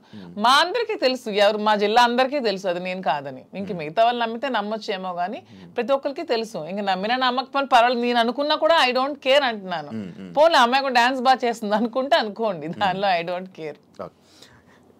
శ్రీకాకుళం నుంచి వచ్చిన ఒక క్వశ్చన్, ఒక పాయింట్ ఏంటంటే, మాధురి గారు శ్రీని గారికి మందు పెట్టి ఆయన దాన్ని ఏదో అంటారు, ఆయన వలలో వేసుకుని వసీకరణ వలలో వేసుకుని వలలో బుట్లో పెట్టుకున్నది ఆ టైపు. సరే, మందు పెట్టి ఇలా చేయడం వల్ల, లేకపోతే ఈ ఏజ్ లోనే ఆయనకి అవసరం ఏంటి? సరే ఓకే, ఎవడైతే క్వశ్చన్ అడిగాడో వాడికి ఒకటి అడుగుతున్నాను. రే మందు పెట్టి శ్రీనివాస్ దగ్గర నేనేం తీసుకోవాలో చెప్పండి అని అడుగుతున్నాను. డబ్బుందా? లేదు. పోనీ అట్లీస్ట్ ఏజా? లేదు. ఇప్పుడు డబ్బు లేదు కానీ స్టార్టింగ్ లో ఆయన దగ్గర డబ్బు ఉండేది. ఇప్పుడు నేను వచ్చినప్పుడు ఏం లేదు. 2022లోనే ఇచ్చేసారా మీరు? ముందు నుంచి వాళ్ళ ప్రాపర్టీస్ అన్ని ఉన్నాయి. ఏ రోజు కూడా నేను 1 రూపీ కూడా దగ్గర తీసుకోలేదు. తన పేరునే ఉన్నాయి, తర్వాత మిగతా రాసేసారు. రీసెంట్ గా 4 నెలల క్రితం జాఫర్ గారికి ఇంటర్వ్యూ ఇచ్చిన టైంలో కూడా she saying everything false allegations అండి. నాకేం రాసి ఇవ్వలేదు, నాకు అసలు ఏం లేదు, ఆయన ఇలా దూరం ఉండి ఇలాగా ఇల్లు ఇచ్చేసాను, ఈ ఇల్లు ఇచ్చేసాను అని చెప్తున్నారా తప్ప నాకు ఎటువంటి ప్రాపర్టీ ఏమి ఇవ్వలేదు. ఆ ఫ్యాక్టరీ రాసేసిన డాక్యుమెంట్స్ ఉన్నాయి. ఎన్నికలకు ముందే, ఎన్నికలకు 20-25 days ముందే రాసేసాను అన్ని. నా పేరున ఏదైతే ఉన్నాయో నా పేరున మీరు ఇవి తీయండి, మా ఎఫిడవిట్ వేస్తాం కదా, ఎమ్మెల్యేగా పోటీ చేసినప్పుడు ఎఫిడవిట్ లో ఏ అసెట్స్ ఉన్నాయో మీకు తెలుస్తాయి. ఆ అసెట్స్ ఈ రోజుకి నా పేరున ఉంటే you can anybody can challenge. ఈ రోజు ఆ అసెట్స్ నా పేరున ఉండాలి కదా. మొన్న నా పేరున ఎఫిడవిట్ లో ఎమ్మెల్యేగా పోటీ చేసినప్పుడు ఉండే అసెట్స్ ఇప్పుడు ఎందుకు లేవు? ఏమైనా అసెట్స్ తన పేరున ఉన్నాయో లేదో ఒకసారి వెరిఫై చేయండి, తెలుస్తుంది. ఎవిడెన్స్ ఉంటుంది కదా ప్రతిదానికి. అదే ఆ కామెంట్ పెట్టినోడికి అడుగుతున్నాను, శ్రీనివాస్ గారిని మందు పెట్టి తీసుకోవడానికి ఏముంది? సరే మీరు ఇప్పుడు అన్ని ఆస్తులు రాస్తారు కదా, ఇప్పుడు అన్ని ఆస్తులు రాసేసి ఉన్నానని చెప్తున్నారు కదా, మరి ఇప్పుడు అన్ని ఆస్తులు రాసాక నా ఆస్తులు అమ్మి పెట్టి ఉండాల్సిన అవసరం నాకేముంది? వాడు ఎవడైతే కామెంట్ పెట్టాడో వాడికి 2 క్వశ్చన్స్ అడుగుతున్నాను. ఒకటి, ఆస్తుల కోసమే తీసుకొని ఉంటే అతని ఆస్తులన్నీ వదిలేసి వచ్చాక నా ఆస్తులు అమ్మి అతని దగ్గర ఉండాల్సిన అవసరం ఏముందని ఎవడైతే కామెంట్ పెట్టాడో వాడికి అడుగుతున్నాను. ఇంకొకటి పాయింట్, మీ మహేష్ ఎక్స్ హస్బెండ్ ఎవరైతే ఉన్నారో ఆయన స్టార్టింగ్ లో వచ్చారు ఏంటి దానికోసం ఇప్పుడు నేను చెప్పి నేను అరిగిపోయాను అతను చెప్పిన కామెంట్స్ కోసం. స్టార్టింగ్ లో వచ్చారు, ఈ మధ్య అసలు కనిపించట్లేదు. ఏమైనా డబ్బులు ఇచ్చి వాళ్ళని ఆయన్ని మేనేజ్ చేశారు? డబ్బులు ఇచ్చి మేనేజ్ చేయడానికి they are well settled family. వాళ్ళు ఆర్థోడాక్స్ ఫ్యామిలీ, రిచ్, టెక్కలకే రిచ్ వాళ్ళు. వాళ్ళ ఫాదర్ ఎవరు అడిగినా చెప్తారు, వాళ్ళ ఫాదర్ టెక్కల్లోనే రిచెస్ట్ ఫ్యామిలీ. వాళ్ళ ఫాదర్ కి 100 acres ఉండేవి. మనకంత స్థితిలో ఏమీ లేము. ఫస్ట్ లాయర్ శ్రీకాకుళం డిస్ట్రిక్ట్ మొత్తానికి మొదటి లాయర్ అతనే. హైకోర్టు నుంచి జడ్జెస్ కూడా వచ్చి అతనికి సన్మానం చేశారు. అతను ఇప్పుడు ఎక్స్పైర్ అయ్యారు. కానీ రిచెస్ట్ ఫ్యామిలీ వాళ్ళు. తలగాములు ఇప్పటికీ వాళ్ళకి ల్యాండ్ అసెట్స్ అన్నీ ఉన్నాయి. వాళ్ళకి ఏం డబ్బులు అవ్వాల్సిన అవసరం లేదు. తను చక్కగా మెరైన్ చీఫ్ ఇంజనీర్ జాబ్ చేసుకుంటున్నాడు, హ్యాపీగా ఫారెన్ లో ఉన్నాడు. 1 రూపీ కూడా వాళ్ళకి ఇవ్వాల్సిన అవసరం. తప్పు మేము ఇలా ఉన్నదానికి వాళ్ళ ఫ్యామిలీని బ్లేమ్ చేయకూడదు, అది చాలా తప్పు. వాళ్ళ ఫ్యామిలీ చాలా మంచి ఫ్యామిలీ. వాళ్ళేం ఫైనాన్షియల్ గా మా దగ్గర ఏముందని మీ వాళ్ళకి ఇవ్వడానికి? ఇప్పుడు మ్యూచువల్ అండర్స్టాండింగ్, మేము మ్యూచువల్ కన్సెంట్ తోనే మేము విడిపోయాం. మా దగ్గర ఏముంది మీ వాళ్ళకి ఇవ్వడానికి? ఇప్పుడు ఎవరు చేయాల్సిన అవసరం లేదు. వాళ్ళు బిజినెస్ కోసం అమ్ముతున్నాం, చాలా వరకు అమ్మాలి. పెట్టుబడులు చాలా ఎక్కువ అవసరం కదా, కొంచెం భారీగానే చేయాలనుకుంటున్నాం కాబట్టి బిజినెస్. సో అందుకని వాళ్ళని తప్పు పట్టడం అనేది చాలా తప్పు. వాళ్ళని ఎవరైతే కామెంట్ చేస్తారు దేవుడు కూడా క్షమించుడు అలా అంటే, అది చాలా తప్పు. ఇప్పుడు మీరు పూర్తిగా హైదరాబాద్ లో ఉంటారా లేకపోతే ఇక్కడ? శ్రీనివాస్ గారు కంప్లీట్ గా అక్కడే ఉంటారండి. నేను హైదరాబాద్ లో ఉంటూ చూసుకుంటాను. శ్రీనివాస్ గారు అవసరం ఇక్కడ ఏదైనా నాకు ఉందనిపించినప్పుడు తను వచ్చి వెళ్తూ ఉంటాను. మీరైతే ఇక్కడే? నేను ఇక్కడే ఉంటాను హైదరాబాద్ లో. అంటే ఇక్కడ చాలా మంది బొటిక్లు ఉన్నాయి, లైక్ మీది కూడా ఒక బొటిక్ లాంటిదే కదా? నాది బొటిక్ కాదండి, కంప్లీట్ స్టోర్. ఇక్కడ చాలా స్టోర్స్ ఉన్నాయి, చాలా బొటిక్స్ ఉన్నాయి. ఇప్పుడు యూత్ కానీ లేకపోతే ఇప్పుడు రీసెంట్ టైమ్స్లో అందరూ బొటిక్స్ వైపు లేకపోతే అటువైపు ఎక్కువ అవగాహన చూపిస్తున్నారు. లైక్ అవి తీసుకుందాం, అవి చేసుకుందాం అనేవి. బట్ మీరు ఎందుకు సక్సెస్ అవుతుందని అనుకుంటున్నారు? మీరు అన్ని ఉండగా మీ దగ్గరికి ఎందుకు రావాలి? Yeah, of course correct point అడిగారు. అన్ని ఉండగా నేను సక్సెస్ అవుతానని నమ్మకం నాకుంది. ఎందుకంటే నేను ఫస్ట్ ఆఫ్ ఆల్ నేను ప్రతి ఉమెన్కి కూడా క్వాలిటీ ప్రొడక్ట్ ఇవ్వాలనుకుంటున్నాను.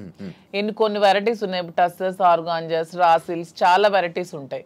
కానీ దాంట్లో అందరూ చాలా మంది ప్యూర్ ఇవ్వకుండా డూప్లికేట్స్ ఇస్తున్నారు. ఫస్ట్ ఫీల్ అనేది ఉమెన్ గా కంఫర్ట్ మాకు ఉంటుంది. మీకు నచ్చినా నచ్చకపోయినా ఫస్ట్ కట్టుకునేటప్పుడు శారీ అనేది మా కంఫర్ట్, మాకు నచ్చాలి, మాకు అది తెలియాలి. ఈ ప్యూరిటీ అనేది నాకు తెలియాలి. శారీ ప్యూరిటీ కానీ శారీ కంఫర్ట్ కానీ నాకు తెలియాలి. అదే మేము థీమ్తో ఫస్ట్ నేను ప్యూరిటీ అనేది కస్టమర్కి ఇవ్వాలనుకుంటున్నాను. సో ఈ సోకాల్డ్ ఈ షాప్స్, ఈ బొటిక్స్ లాగా డబ్బుల కోసం మేము వ్యాపారం చేయట్లేదు. మాధురి దగ్గరికి వెళ్తే మాకు ఖచ్చితంగా ఒక మంచి క్వాలిటీ తక్కువ రేట్లో బడ్జెట్లో వస్తుందనే నేను మోటోనే పెట్టుకున్నప్పుడు when compare to other shops నా దగ్గర రేట్ తక్కువ ఉన్నప్పుడు కస్టమర్ అనేవాళ్ళు నా దగ్గరికే వస్తారు. వచ్చినప్పుడు వాళ్ళు వెళ్ళేటప్పుడు హ్యాపీగా వెళ్తారు. సో వెళ్ళేటప్పుడు మళ్ళీ సెకండ్ టైం వస్తారు. నేను కూడా ప్రతి బ్రాండ్స్కి ఏదో హీరోయిన్స్నో సెలబ్రిటీనో పెట్టుకునే వదిలే నా కస్టమర్స్ని నేను బ్రాండ్గా పెట్టుకుంటే వాళ్ళకే తక్కువ రేట్కి ఇస్తే వాళ్ళే నా కస్టమర్స్ నాకు బ్రాండ్ అంబాసిడర్స్ అవుతారు. వాళ్ళే 10 మందికి వెళ్ళి చెప్తారు, వాళ్ళు ఇంకొంతమందికి చెప్తారు పలానా దగ్గర షాప్లో తక్కువ రేట్ ఉంది, బాగుంది, క్వాలిటీ ఉంది, ప్యూర్ ఉంది, అప్పుడు నా దగ్గరికి వస్తారు. సో కస్టమర్సే నా బ్రాండ్ అంబాసిడర్స్. నేను ఎవరిని బ్రాండ్ అంబాసిడర్స్ కూడా పెట్టుకోవట్లేదు. ఇప్పుడు నా దానికి నేనే బ్రాండ్ అంబాసిడర్గా ఉన్నాను. ఫ్యూచర్లో నా కస్టమర్స్నే బ్రాండ్ అంబాసిడర్గా చేసుకుందాం అనుకున్నా. నేనే మోడల్స్ని కానీ హీరోయిన్స్ని కానీ అవన్నీ కూడా చేసుకోవట్లేదు. వాళ్ళకి కోట్లు లక్షలు ఇచ్చే బదులు నా కస్టమర్ తక్కువ ప్రైస్లో ఇస్తే వాళ్ళే నా బ్రాండ్ అంబాసిడర్గా ఉంటారని నేను అనుకుంటున్నాను.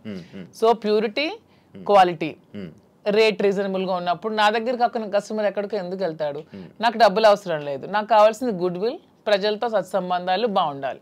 ఎందుకంటే మేము రాజకీయంగా ప్రజా జీవితంలోంచి వచ్చాం కాబట్టి ప్రజలతోనే మా జీవితం ఎక్కువ ముడిపడి ఉంది కాబట్టి ప్రజలకి ఏం కావాలి, ఎలా ఉంటే మేము నచ్చుతాం అనేది మాకు ముందు నుంచి తెలుసు. కాబట్టి మేము వాళ్ళతో ఉన్న రిలేషన్షిప్ మెయింటైన్ చేయాలనుకుంటున్నాం. కాబట్టి వాళ్ళకి మేము తక్కువ ప్రైస్లో క్వాలిటీ శారీ ఇచ్చి ఓకే మాధురి దగ్గర శారీ బాగుంటుందన్న goodwill with in few days లో సంపాదించుకుంటాను. అప్పుడు మీరే రేట్ పెంచిన జనాలు తెలిసిపోతుంది ఖచ్చితంగా. అది నాకు అవసరం లేదంటున్నాను. ఇప్పుడు నాకు లాభం లేకుండా ఇప్పుడు వీవర్స్ దగ్గర నుంచి 10,000కి వచ్చినప్పుడు కొన్ని షాప్స్ లో ఎక్కువ లాభాపేక్షతో అవి 1,00,000కి 2 లక్షలకి అమ్ముతున్నారు. అలా కాకుండా ట్రాన్స్పోర్ట్ కి మాకున్న నేను గమనించింది అంటే మాధురికి ఫ్యాషన్ పట్ల ఎక్కువ ప్యాషన్ ఉంది కాబట్టి నేను బిజినెస్లో రంగంలో నాకు కొంత అనుభవం బట్టి నేనేం చెప్పానంటే మనకి ఎప్పుడు కూడా క్వాలిటీ ఉండాలి, నాణ్యత ఉండాలి. అసలు ఏంటి ఈ రంగం ఏంటి, అసలు ఈ శారీ ఫీల్డ్ ఏంటి, ఈ పట్టు ఫీల్డ్ ఏంటి, పట్టు సిల్క్ ఏంటి ఒకసారి నా కళ్ళారా చూడాలంది. నీకు తెలుసు కాబట్టి నేను తర్వాత వెళ్ళాను, వారణాసి వెళ్ళాం, కోల్కతా వెళ్ళాం, తర్వాత ఇది ధర్మవరం వెళ్ళాం, కంచి, బెంగళూరు, సేలం, కోయంబత్తూర్, ఇలాగ చాలా ప్లేసులు, యాడికి ఇలాంటి ప్లేసుల్లోకి వెళ్ళి డైరెక్ట్గా మగ్గందారుల దగ్గరికి, నేతన్నల దగ్గరికి వెళ్ళాం. నేతన్న పరిస్థితి మేము అక్కడ చూస్తే ఆయన కష్టపడి ఆ నేసే చీర, ఒక చీర నేయటానికంట 1 నెల రోజులు కూడా పడుతుంది, 2 నెలలు పడుతుంది, కొన్ని చీరలు 15 రోజులు పడుతుంది. ఆ చీర ఇంత కష్టపడుతున్నావు కదా, నువ్వెంత అన్నా సంపాదిస్తున్నావు, నీకెంత ఇస్తున్నారంటే ఆయన చెప్పే లెక్కలు చూస్తే ఆయన కూలి కూడా ఆయనకి చాలట్లా, మళ్ళీ కూలి బ్రతికే. అంటే ఇక్కడ నేను అబ్జర్వ్ చేసింది అంటే ప్రజా జీవితం గడిపిన మాకు ఇంత కష్టపడి ఒక క్వాలిటీ శారీ 15 రోజులు కష్టపడి, 24 రోజులు కష్టపడి చేస్తే ఆయనకు మిగిలింది కూల, అంతకన్నా పెద్దోడు కాడా? నెంబర్ 1. మరొకరు కూడా ఇక్కడ నష్టపోతున్నారు. ఆయన తయారు చేసినటువంటి ఆ శారీని ఉదాహరణకు ఒక 50,000కి అతనికి ఇచ్చి కొన్నారనుకోండి మధ్య దళారీలు, అది తెచ్చి హైదరాబాద్లో 3 లక్షలకు అమ్ముతున్నారు. మీకు తెలిసిన అంటే ఎన్ని రెట్లు ఎక్స్ట్రా అమ్మారు? 5-6 రెట్లు ఎక్స్ట్రా అమ్మేటప్పుడు నష్టపోయే మరో వ్యక్తి ఎవరంటే కస్టమర్. నేతన్న నష్టపోతున్నాడు, కస్టమర్ నష్టపోతున్నాడు. ఇది నేను గమనించింది.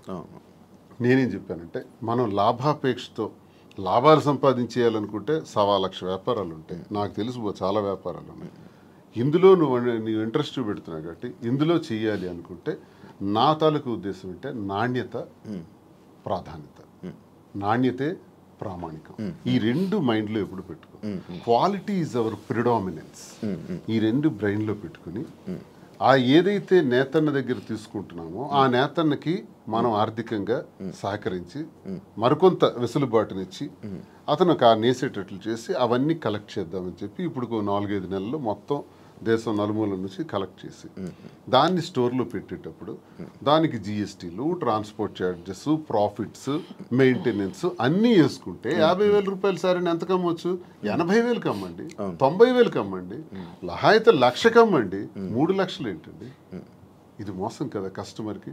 మరి 3 లక్షలకు అమ్మిన లాభంలో కొంతైనా నేతనికి ఇస్తున్నావా? అది కూడా నష్టమే కదా నేతనికి. ఈ 2 ఆలోచించి ఈ 2 బ్యాలెన్స్ చేసి బిజినెస్ సక్సెస్ఫుల్గా రన్ అవ్వాలంటే వ్యాపారం పెట్టిన తర్వాత ఆ వ్యాపార యజమాని ఎవరన్నది జనానికి తెలుస్తుంది. వ్యాపారం పెట్టక ముందే మేమెవరమో జనానికి తెలుసు. కాబట్టి మా మీద ఒక ఎక్స్పెక్టేషన్ ఉంటుంది, ఒక నమ్మకంతో మా దగ్గరికి వచ్చేటప్పుడు ఆ కస్టమర్ ఆ కళ్ళల్లో నేను సరైన ప్రైస్ ఇచ్చాను అన్నటువంటి ఆనందాన్ని మేము చూడాలి. అరే నేను ఈ స్టోర్కి వచ్చి చాలా ఎక్కువ డబ్బులు ఇచ్చేసాననే బాధని ఎక్కడ ఏ కళ్ళల్లో కూడా మనం చూడకూడదు అన్నది మా ప్రధానమైనటువంటి ఉద్దేశం. నేతన్న దగ్గర నుంచి కస్టమర్కి మధ్యలో బాధ్యత వహిస్తూ రీజనబుల్ ప్రైస్, సరసమైన ధర ఇవ్వాలన్న దానితో ఇది ప్రారంభించి ఒక 6 బ్రాంచెస్, తర్వాత విజయవాడ, విశాఖపట్నం, రాజమండ్రి, కాకినాడ, బెంగళూరు కూడా అనుకుంటున్నాం. ఇంకా జ్యువెలరీ కూడా స్టార్ట్ చేద్దామని ప్లాన్ చేస్తున్నాం. ఒక మంచి ఆలోచనతో దువ్వాడ శ్రీనివాస్ చీరలు అమ్ముతున్నాడా, దువ్వాడ శ్రీనివాస్ ఇలా అయిపోయాడా, అలాగే ఎవరైనా ప్రచారాలు చేసుకుంటే దువ్వాడ శ్రీనివాస్ రాజకీయం వదిలేడు, పదునైనటువంటి భాష వదలడు, తూర్పార పడ్డానికి ఎంత తోడైనా సరే ఆగే ప్రసక్తే లేదు, ప్రశ్నిస్తాడు. దువ్వాడ శ్రీనివాస్ రాజకీయం అనే గ్రౌండ్ ఫీల్డ్ వదిలేడు. దయచేసి ఆ భ్రమల నుంచి బయటపడమని వాళ్ళకి నేను సవాల్ చేస్తున్నాను. వ్యాపారం చేయాలని మాధురికి సహకారంగా పూర్తిగా ఉంటాను. తాను చేసే ఈ పట్టు సిల్క్స్లో ఈ స్టోర్స్ని బాగా డెవలప్ చేసే విధంగా, దాంతోపాటు యాడింగ్ జ్యువెలరీ కూడా విమెన్కి కావాల్సిన వాటి పైన ఆమెకి జ్యువెలరీలో కూడా బాగా నాలెడ్జ్ ఉంది కాబట్టి అవి కూడా పెట్టి అవి కూడా సరసమైన ధరలకి ఇచ్చే విధంగా మేము చేస్తామే తప్ప లాభాపేక్ష కోసం ఏదో అలా తప్పుడు పద్ధతుల్లో లాభం సంపాదించాలనో ఉద్దేశం కదా. అలా అనుకుంటే చాలా వ్యాపారాలు ఉన్నాయి. మా ఉద్దేశం అందుకే కాంచీపురం ఒకళా సిల్క్స్ అని కూడా పేరు పెట్టాం. ఒకళా మాత, ఒకళా మాత అంటే వెంకటేశ్వర స్వామి తల్లి. దీనికి హిస్టరీ కూడా మేము దానికి కనెక్ట్ అయినాం. ఎందుకు కనెక్ట్ అయ్యంటే వెంకటేశ్వర స్వామి పేరు పెట్టచ్చు. నేను వెంకటేశ్వర స్వామి భక్తులు మేము. స్వామి భక్తులుగా స్వామివారి తల్లి పేరు ఒకళామాత పెడదామని. ఎందుకంటే ఒక చిన్న స్టోరీ ఉంది. ఒకళామాత ద్వాపర యుగం ముందు యశోదాదేవి, యశోదాదేవిగా కృష్ణుడికి తల్లిగా పుట్టారు. మరి కృష్ణుడికి ఆ యుగధర్మం ప్రకారం, ఆ అవతారం తాలూకా పద్ధతి ప్రకారం ఆయనకి చాలా వివాహాలు జరిగాయి. ఆ వివాహాల్లో ఎక్కడా కూడా యశోదాదేవి పాత్ర లేదు. అప్పుడు ఆమెకు కోరుకుంటుంది, నా కొడుక్కి నేను పెళ్లి చేయలేకపోయానని. అది విష్ణువుకి తెలియజేస్తే విష్ణువు చెప్తారు, అమ్మా ఈ జన్మలో నీకు అది సాధ్యపడలేదు, కలియుగాంతంలో నువ్వు నాకు వివాహం చేస్తావు దగ్గరుండి అని మాటిస్తారు. ఆ మాట ప్రకారమే కలియుగాంతంలో ఆమె ఈ 7 కొండల్లోనే పుట్టి అక్కడే నివసిస్తూ ఓ కుటీరంలో ఉండగా కొన్ని కారణాల వల్ల వైకుంఠం నుంచి ఆ కొండపైనకి రావటం జరుగుతుంది వెంకటేశ్వర స్వామి. అప్పుడు నిరాడంబరుడుగా వచ్చి ఆ కుటీరానికి చేరినప్పుడు ఆమె చూస్తారు.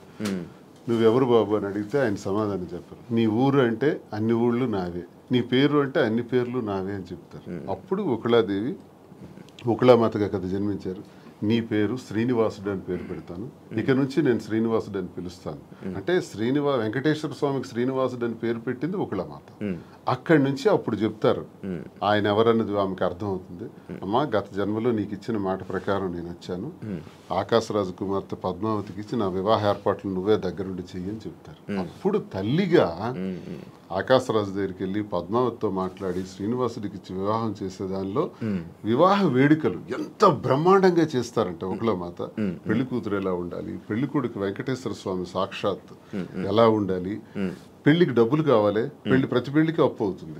అందుకే ఆ అప్పు కోసం కుబేరుడి దగ్గర అప్పు తెచ్చి పెళ్లి చేయటం, ఆ అప్పే ఇప్పటి వరకు వెంకటేశ్వర స్వామి వడ్డీ కాసులు వాడిగా తీర్చుతుంటాం.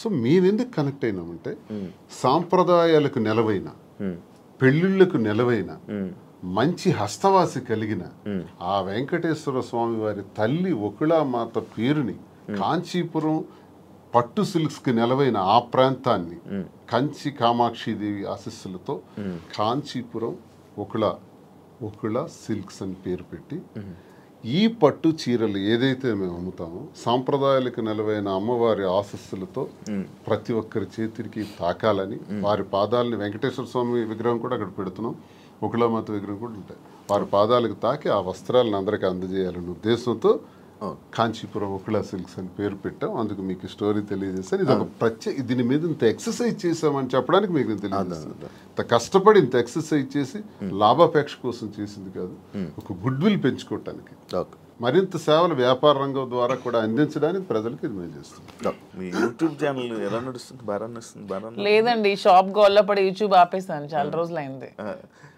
స్టార్టింగ్ లో మీ యూట్యూబ్ ఛానల్ కి ఎంతో తక్కువ మంది ఫాలోవర్స్ ఉండేవాళ్ళు. అలాగే ఈ మధ్య ఇష్యూ అయిన తర్వాత మంచి సబ్స్క్రైబర్ తో, మంచి వ్యూవర్షిప్ తో, అదే చాలా లక్షల సబ్స్క్రైబర్, మంచి వ్యూవర్షిప్ తో వెళ్ళింది. మంచి సక్సెస్ అయినట్టుంది యూట్యూబ్ అంతా. రెవెన్యూ పరంగా వచ్చింది నాకు. స్టార్ట్ చేసిన 1 month లోనే 2 lakhs అంత వచ్చింది యూట్యూబ్. ఆ పిల్లలే తీసుకుంటున్నారు, వీడియోస్ పెడతారు వాళ్ళే. తర్వాత మరి గ్యాప్ వచ్చింది. నేను షాప్ హడావుడిలో పడి ఈ సారీ వీవింగ్ చేయించడం, వీవర్స్ దగ్గర యూట్యూబ్ ఛానల్ వాళ్ళకి ఇచ్చారు, బట్ మీరు లోపల కనబడతారు అంతే. అంతే. నాకు లోపల రెవెన్యూ కోసం కాదు, నాకు పబ్లిక్ తో ఇంటరాక్షన్ కావాలి, పీపుల్ నాకు దగ్గర అవ్వాలి. ఫేమింగ్ అంటే ఫేమ్, జనాల్లో ఫేమ్ అంటే ఒక అందరూ నన్ను గుర్తుపట్టాలి, ఈ ఫేమ్ పిచ్చి ఉందా? ఎందుకు ఉండదు? మీకు లేదా? మీకు లేదా? నాకు తెలియకుండా అడుగుతున్నా. ఎవరికైనా ఉంటుంది, మనిషి లక్షణమే అది, ఎవరికైనా ఉంటుంది. ఎందుకు ఉండదు? మనం గొప్పగా ఉండాలి, ఫేమ్ రావాలి, అందరూ మనం గుర్తుపట్టాలి. సినిమాలో నటించాలని కోరికలు ఉన్నాయి? సినిమాలో నటించాలని కోరిక కూడా ఉంది నాకు. ట్రై చేస్తున్నా. లేదు, ఇంతవరకు ఎప్పుడు ట్రై చేయలేదు, చూద్దాం ఎప్పుడైనా. సినిమా మీ ఇద్దరేనా? అలానే కాదు, నాకు మంచి అంటే విలన్ క్యారెక్టర్లు చేయాలని ఉంది, మంచి విలన్ రోల్స్. అలా సీరియల్స్ చూస్తారా? లేదు, సీరియల్స్ అలవాట్లేదు. ఎంతవరకు ఎప్పుడు ఒక సీరియల్ కూడా చూడలేదు. మీరు పంపిస్తారా సినిమా యాక్టింగ్ ఇండస్ట్రీ? నాకు ఇంట్రెస్ట్, సినిమా తీసాం కదా ఇద్దరు, వాలంటీర్ అని ఒక సినిమా తీసి రిలీజ్ చేసాం. Okay okay. నాకు ఇంట్రెస్ట్ ఫీల్డ్, ఎందుకంటే చేయడానికి తప్పే ఉంది. అవన్నీ హాబీస్, అవి ఇంట్రెస్ట్, తప్పేం లేదు. సార్ ఇది ఈ బొట్టు ఎందుకు సార్ ఇలా పెడతారు? ఇంత ఇది అమ్మవారి బొట్టు. ఓకే, అంటే మిమ్మల్ని ఎప్పుడు ఫ్రేమ్లో చూసినా బొట్టు అలా ఉంటూనే ఉంటుంది. అసలు నాకు తెలిసి హిందూ సాంప్రదాయ ప్రకారం ప్రతి ఒక్కరు కూడా బొట్టు పెట్టుకోవాలి. అది అబ్బాయిలైనా అమ్మాయిలు కానీ. మీ మధ్యన ట్రెండ్ ఫాలో అవుతూ మీరు పెట్టుకోరు. శ్రీనివాస్ గారు సాంప్రదాయం పాటిస్తూ పెట్టుకుంటారు. యాక్చువల్ గా మధుర మీనాక్షి అమ్మగారు బొట్టు ఎప్పుడు తెచ్చుకొని ఎప్పుడు నదిలు ఉంటాయి. సూట్ కేసులో కానీ కారులో కానీ ఎక్కడైనా బాక్సులు ఉంటాయి. ఎక్కడైనా సరే అది పెట్టే బయటకు వస్తాయి. ఇంక ఇంట్లో ఉన్నామన్నా జస్ట్ ఉంటుంది లైట్గా. ఈ బిజినెస్ పెడుతున్నారు, అంత బాగుంది. మళ్ళీ పొలిటికల్ ఎంట్రీ ఏమైనా ఉందా? పొలిటికల్ గా వెళ్తారు? మళ్ళీ పొలిటికల్ ఎంట్రీ ఏంటి? మేము పాలిటిక్స్ లోనే ఉన్నాం, మళ్ళీ ఎంట్రీ ఏంటి? అదే this is just short break అంతే. ఇప్పుడు నెక్స్ట్ మళ్ళీ శ్రీనివాస్ గారి fire, Madhuri fire, double fire తో వెళ్తాం పాలిటిక్స్ లోకి. జస్ట్ చిన్న బ్రేక్ తీసుకున్నాం అంతే. ఈ బ్రేక్ లో ఏమైనా దూరం అయిపోతారేమో? దేనికి దూరం అయిపోతాం? ఎవరికైనా మేము ప్రజలకు దగ్గరగా ఉన్నాం. ఎవరు మమ్మల్ని ప్రజల నుంచి దూరం చేయలేరు కదా. శ్రీనివాస్ గారు మాస్ బేస్డ్ లీడర్, తను మ్యాన్ ఆఫ్ మాసెస్ అన్నట్టు. తన క్యాడర్ తో గానీ ఎవరితో గానీ సంబంధాలు ఉండవు. తనకి డైరెక్ట్ పీపుల్ తో సంబంధం. ఎప్పుడైనా డైలాగులు చెప్పారా? మాస్ డైలాగులు మీకు ఎప్పుడైనా? గోల్డ్ అని ఒకసారి ఒక డైలాగ్ చెప్పండి. బాలయ్య బోల్డ్ అని డైలాగులు, బోల్డ్ అని స్పీచ్లు, బోల్డ్ అని క్లాసెస్ అవన్నీ ఎప్పుడు అవుతూనే ఉంటాయి శ్రీనివాస్ గారి నుంచి. He is completely mass based leader. Duvvada Srinivas అంటే మరి మీకు తెలుసో లేదో కానీ అదే శ్రీకాకుళం మీకు కూడా తెలియాలి. అప్పటి నుంచే బాంబుల్ శ్రీని అనేవాళ్ళు దువ్వాడ శ్రీనివాస్ కి. ఒక రౌడీ, ఒక మాస్ లీడర్, పీపుల్ దగ్గరగా ఉంటాడు, ప్రజల కోసం ఎన్నో పోరాటాలు చేశాడు. ఈవెన్ షూటెడ్ సైట్ ఆర్డర్స్ వచ్చాయి అతని మీద, కాల్పులు కూడా ఎదురెళ్లారు. అలా పోరాట యోధుడు అతను. అతన్ని ఎవరు బీట్అవుట్ చేసి రాజకీయాల నుంచి తప్పించే ఇది కూడా ఎవరికి ఉండదు. అవన్నీ జస్ట్ ఇది చిన్న బ్రేక్ తీసుకున్నాను. మాక్సిమం శ్రీనివాస్ గారిలో నాకు ఈ వ్యక్తిత్వం ఇష్టం అని చెప్తాను. హీఈస్ వెరీ హానెస్ట్ అండి. ఎప్పుడు కూడా నాకు తెలిసి ఇంతవరకు నేను ఈ 5 years నేను రాజకీయాలు ఉన్నప్పుడు ఎంతో మంది వచ్చి అతని దగ్గర మేము ఇవి ఇస్తాం, ఎంత డబ్బులు ఇస్తాం, మాకు ఇది చేయండి, మాకు ఇది ఇస్తాం, ఈ ట్రాన్స్ఫర్ చేయండి అన్నప్పుడు ఏ రోజు కూడా 1 రూపీ కూడా ఎవరి దగ్గర కూడా ఆశించని వ్యక్తి ఎవరైనా ఉన్నారంటే పాలిటిక్స్ లో దువ్వాడ శ్రీనివాస్ ఒక్కలే. ఈవెన్ కాకరాపల్లి అప్పుడు థర్మల్ పవర్ ప్లాంట్ ఉద్యమంలో కూడా తనకు 20 crores తెచ్చి ఆఫర్ ఇచ్చారు కంపెనీ వాళ్ళు. అది తృణోపాయంగా కాదనుకున్నారు. ఆ టైంలో తీసుకుని ఉంటే ఎలక్షన్లో అప్పుడే గెలిచేవాళ్ళు. అతను అవతల పార్టీ వాళ్ళు తీసుకున్నారు, ఆ చిన్నాడు వాళ్ళు గెలిచారు. ఆ టైంలో 1 రూపీ కూడా లేకుండా ఎలక్షన్లో పార్టిసిపేట్ చేశారు. కానీ ఏ రోజు కూడా లంచాలకి ఎప్పుడు కూడా తను తలొగ్గలేదు. దానికి అతీతంగానే పనిచేశారు. చాలా హానెస్ట్గా ఉండి ఎప్పుడు అబద్ధాలు చెప్పరు, స్ట్రైట్ ఫార్వర్డ్. ఎవరు ఏదైనా ప్రత్యర్థుల మీద విరుచుకు పడతారు, చాలా ఫ్రాంక్ గా ఉంటారు. తన నమ్ముకున్న నాయకుడి కోసం ఎంతవరకైనా వెళ్తారు. జగన్మోహన్ రెడ్డి అంటే అతనికి చాలా ఇష్టం, దైవ సమానులుగా భావిస్తారు. అతని కోసం మానవ బాంబులా కూడా ఉంటారు. అంటే అతని కోసం జగన్మోహన్ రెడ్డి కోసం అటాక్ అంటే వెళ్ళి ఎదురుగా నిలబడమన్నా నిలబడతారు. నమ్ముకున్న వ్యక్తి కోసం ప్రాణం ఇచ్చే టైప్. సో ఇంత మంచి క్వాలిటీస్ ఎవరిలో ఉంటే ఎవరైనా ఇష్టపడతారు. ఒక పాయింట్ మధ్యలో, శ్రీని గారు అబద్ధాలు ఆడరండి? అస్సలు ఆడరు. మీరు ఎప్పుడు అబద్ధం ఆడలేదు మీ వైఫ్ వాణి గారి దగ్గర? కానీ అక్కడ ఎప్పుడు దేనికి ఆడాలి? అన్ని ఫెయిర్ గానే ఉంటాను నేను. ఓకే. ఇప్పుడు ఈ విషయాన్ని ఫెయిర్ గా ఉండడం వల్లే ఎక్కువ గొడవలు అయ్యి అర్థం చేసుకోవాలి అతన్ని. ఓకే. అదే మా ధైర్యం. ఇప్పుడు అవినీతి తినన్నట్టు అవినీతి అక్రమాలు, భూదందాలు, అధికార దుర్వినియోగం చేస్తే ఇప్పుడు కూటమి ప్రభుత్వంకి బెస్ట్ ఛాన్స్. నా మీద అవన్నీ తీయొచ్చు, లోపల ఇయ్యొచ్చు. నేను ఇంత టార్గెట్ చేసి మాట్లాడదాను కదా. ఇంతమంది నాయకుల మీద ఎన్ని ఉంటాయి కానీ ఇతని మీద ఏం ఉండవు, క్లీన్ చిట్ తో ఉంటాయి. జరగడానికి వీళ్ళు అవి నేను చేయను. అదే నా ధైర్యం. మీరు అదే ఇందాక మర్చిపోయారు, మీరు ఏం డైలాగ్ ఎప్పుడైనా చెప్పారా మాధురి గారికి? ఏమైనా ప్రపోజ్ చేసినప్పుడు కానీ లేకపోతే అప్పుడప్పుడు ఏమైనా చెప్తా ఉంటారు? న్యాచురల్ గా ఉంటుంది తప్ప డైలాగ్స్ ఇవన్నీ కావు. తనకి ఆ రకంగా నాలో ఉన్న క్వాలిటీస్ నచ్చిండొచ్చు. ఆమెలో ఉన్నటువంటి ప్రేమతత్వం నాకు నచ్చింది. అదే కదా నేను కోల్పోయాను. ఆమె దగ్గర అదే పొందాను. నా కోసం పాపం అన్యాయం అయిపోయింది, ఒంటరి అయిపోయింది, కన్నవారి అత్తవారి దగ్గర మాట పడింది. సమాజంలో చాలా మంది ఏకాకిం చేసేసినారు. ఈ పరిస్థితుల్లో ఏం చేయాలి? నా పిల్లలు బాగానే ఉన్నారు, భార్య అందరూ బాగానే ఉన్నారు, ఆస్తులు రాసేసాను. సో వదిలేద్దామా? మా కోసం త్యాగం చేసిన అమ్మాయికి మేమే రాజకీయాల్లో తీసుకొచ్చి విడిచిపెట్టేస్తే ఒకవేళ ఏదైనా జరిగితే మనసు చిన్నది చేసుకుంటే ఆ పాపం మాకు చుట్టదా? మరి అలా ఉండేటువంటి అమ్మాయికి భరోసాగా నేను నిలబడ్డాను. నిలబడి నేను త్యాగం నేను నిలబడటం గొప్పతనం కాదు, నాలాంటి వాడి కోసం ఆమె నిలబడటం గొప్పతనం. నా జీవితం అంతా కూడా కేసులు, గొడవలు, ఇబ్బందులు, శత్రువులు, శత్రువర్గాలు చాలా ఎక్కువ. పాలిటిక్స్లో సొంత పార్టీలో కూడా నాకు శత్రువులు ఉన్నారు, సొంత పార్టీలో నా తీరు నచ్చని వాళ్ళు ఉన్నారు. నేను ముక్కుసూటిగా ఉంటాను కాబట్టి ఎవరికి నచ్చదు, నేను ఎవరికి ఖాతరు చేయను. నా వ్యక్తిగత జీవితం నా మైండ్లో ఏదనుకుంటే అదే చేస్తాను. ఇలాంటి విభిన్నమైన కోణాలు కలిగిన వ్యక్తితో తానెందుకు ఈ టార్చర్ భరించాలా? తందు త్యాగమా నా త్యాగమా? ఇన్ని బాధల మధ్య నేను భరోసాగా ఉండి మేము కలవాల్సిన పరిస్థితి వచ్చిందే తప్ప మేమేదో సమాజానికి చేసింది ఏదో ఇలా ఉండొచ్చా, ఇలా చెయ్యొచ్చా, ఇలా మీకే ప్రశ్నించబడిన వాళ్ళు చాలామంది అనొచ్చు, ఏం సందేశం ఇస్తాడు ఇవన్నీ అంటే ఇది మా పరిస్థితి. అన్నీ ఎక్స్ప్లెయిన్ చేసాం. బాగుంది, దయచేసి విమర్శించేవాడు కూడా మీరు చాలా సందేశాలు మీవి తీస్తే బోల్డ్ ఉంటాయి. ఓకే, ఇప్పుడు మీ ఇద్దరు పిల్లల్ని మీ ముగ్గురు పిల్లల్ని మేమే చూసుకుంటాం అది అన్నారు, కానీ వాళ్ళు యాక్సెప్ట్ చేస్తారా? మీ దగ్గర మా ధర్మం చేస్తున్నారా? మా ధర్మం మాది. ఇప్పుడు చేసినా చేయకపోయినా వాళ్ళ పిల్లలు ఆల్రెడీ సెటిల్డ్ అండి. ఒక అమ్మాయి, ఇద్దరు అమ్మాయిలు డాక్టర్లు అయిపోయారు. ఒక అమ్మాయికి ఆల్రెడీ మ్యారేజ్ చేస్తారు, ఇంకో అమ్మాయికి మ్యారేజ్ ఉంది. అది కూడా వాణి గారు డబ్బులు అడిగారు, అది కూడా తను ఒప్పుకున్నారు. మ్యారేజ్ చేయడానికి మేము ఫైనాన్షియల్ గా ఇస్తామని చెప్పి అది కూడా ఒప్పుకున్నారు. దాని కూడా నాకు ఏ విధమైన ప్రాబ్లం కూడా లేదు. ఇప్పుడు అందరూ అనుకుంటూ ఉంటారు మాధురి నాశనం చేసింది, మాధురి ఇచ్చేసింది, అది చేసింది అని. ఇక్కడ నాశనం అయిపోయింది, కోల్పోయింది ఎవరు? నేను నా పిల్లలు. ఈ హోల్ చాప్టర్ లో నేను ఇంతవరకు ఎప్పుడు ఎవరి దగ్గర అనలేదు, కానీ మీ ఐ డ్రీమ్ నా పిల్లలు కోల్పోయారు కదా లైఫ్ ని. నా పిల్లలు అనాథలు అయిపోలేదా? నా పిల్లలు సమాజంలో ప్రాబ్లమ్స్ ఎదుర్కోరా? Vani already 58 years old, 60 years women. తనకి అన్ని సెటిల్ అయిపోయింది, ఫైనాన్షియల్ గా వెల్ సెటిల్డ్ అయిపోయింది. పిల్లలిద్దరిని పెళ్లిళ్ళు చేసుకుంది, పిల్లలిద్దరు డాక్టర్లు అయిపోయారు. నా పిల్లలు ఇంకా చిన్న చిన్న 5 years 7 years పిల్లలే. సో ఇందులో కోల్పోయింది ఎవరు? నేను నా పిల్లలు. అందరూ ఈజీగా అనేవచ్చు ఆస్తులు తీసుకుంది, అవి చేసుకుంది, ఇవి చేసుకుందని. కానీ హోల్ చాప్టర్లో నేను నా పిల్లలు లాస్ అయ్యాం. ఇందులో లాస్ అయింది శ్రీనివాస్ గారు లాస్ అవ్వలేదు, వాళ్ళ వైఫ్ లాస్ అవ్వలేదు, వాళ్ళ పిల్లలు లాస్ అవ్వలేదు, నా ఫ్యామిలీ మా హస్బెండ్ వాళ్ళు లాస్ అవ్వలేదు. దీంట్లో నేను నా పిల్లలు కోల్పోయాం మా జీవితాన్ని. సో ఇది ఎవరు ఏ విధంగా కామెంట్స్ చేసుకోవచ్చు, కానీ నేను ఓపెన్గా చెప్పాలంటే నా పిల్లలు లాస్ అయ్యారు. సో ఆ పిల్లలు నేను చాలా జాగ్రత్తగా తీసుకుంటూ వాళ్ళు ఉన్నతంగా చదివించుకుంటూ వాళ్ళు ఉన్నతమైన స్థానంలో పెట్టాలన్న ఆలోచనతోనే నేను ఇవన్నీ కష్టపడుతూ చేస్తున్నాను. దీన్ని ఎవరు ఏ విధంగా తీసుకున్నా ఐ డోంట్ కేర్. ఆయన పరువు లాస్ అయ్యారు అని అంటే ఎవరు? శ్రీనివాస్ గారు పరువు ఎక్కడ లాస్ అయింది? శ్రీనివాస్ గారిని ఎవరు అనట్లేదు. ఇప్పుడు మీరే అన్నారు మాధురియే లాక్కుంది, మాధురియే వశీకరణం చేసింది, మాధురియే మందు పట్టింది అంటున్నారు. కానీ శ్రీనివాస్ గారు మాధురిని వశీకరణం చేశాడు, శ్రీనివాస్ మాధురిని మోసం చేశాడు, శ్రీనివాస్ మాధురిని నమ్మబలికాడని ఎవరు అనట్లేదు కదా.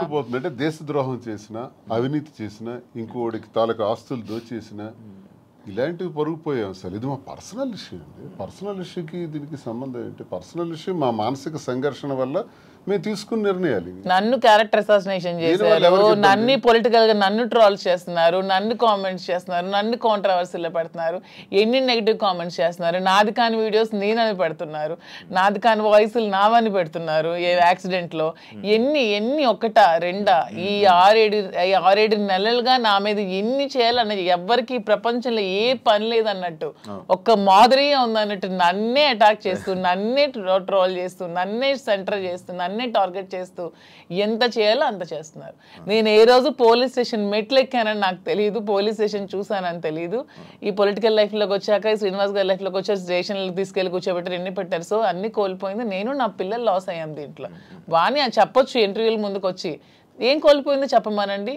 She is well settled, 58 years 60 years ఆమెకి ఆల్రెడీ తన జీవితం చూసేసింది, లైఫ్ అయిపోయింది, పిల్లలు సెటిల్ అయిపోయారు, హ్యాపీగా ఉంది. తను అదే కోరుకుంది, శ్రీనివాస్ గారి నుంచి దూరంగా వెళ్ళిపోవాలి, నాకు ఇండిపెండెంట్ కావాలని కోరుకుంది. తనకి ఎప్పుడు ఒంటరిగా ఉండటం ఇష్టం, శ్రీనివాస్ గారి దగ్గర బతకడం ఇష్టం ఉండదు. ఎందుకంటే ఆమె ఎప్పుడు కరప్టెడ్.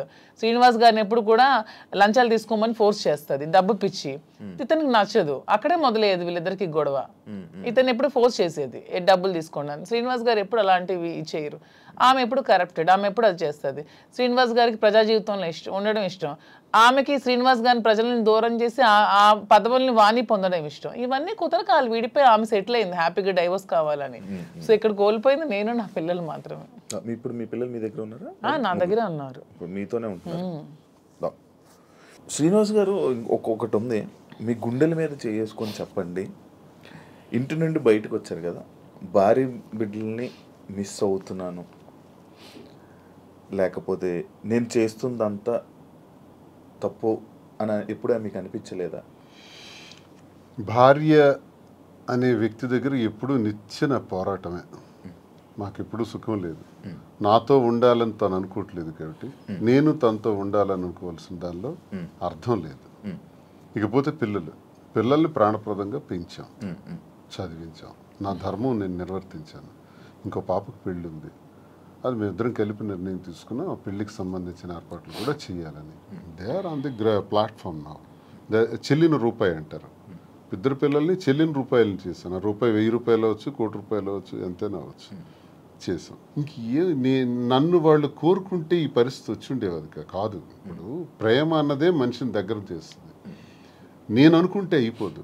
ఇంటికి తాళం వేసిన రోజు నేను అదే ఆలోచించాను. ఇంటికి తాళం వేసి 10 రోజులు నాకు కనీసం అవకాశం లేకుండా చేశారు. ఇప్పుడు నేను ఇంటికి తాళాలు తలుపులు విరగొట్టుకుని వెళ్ళొచ్చు.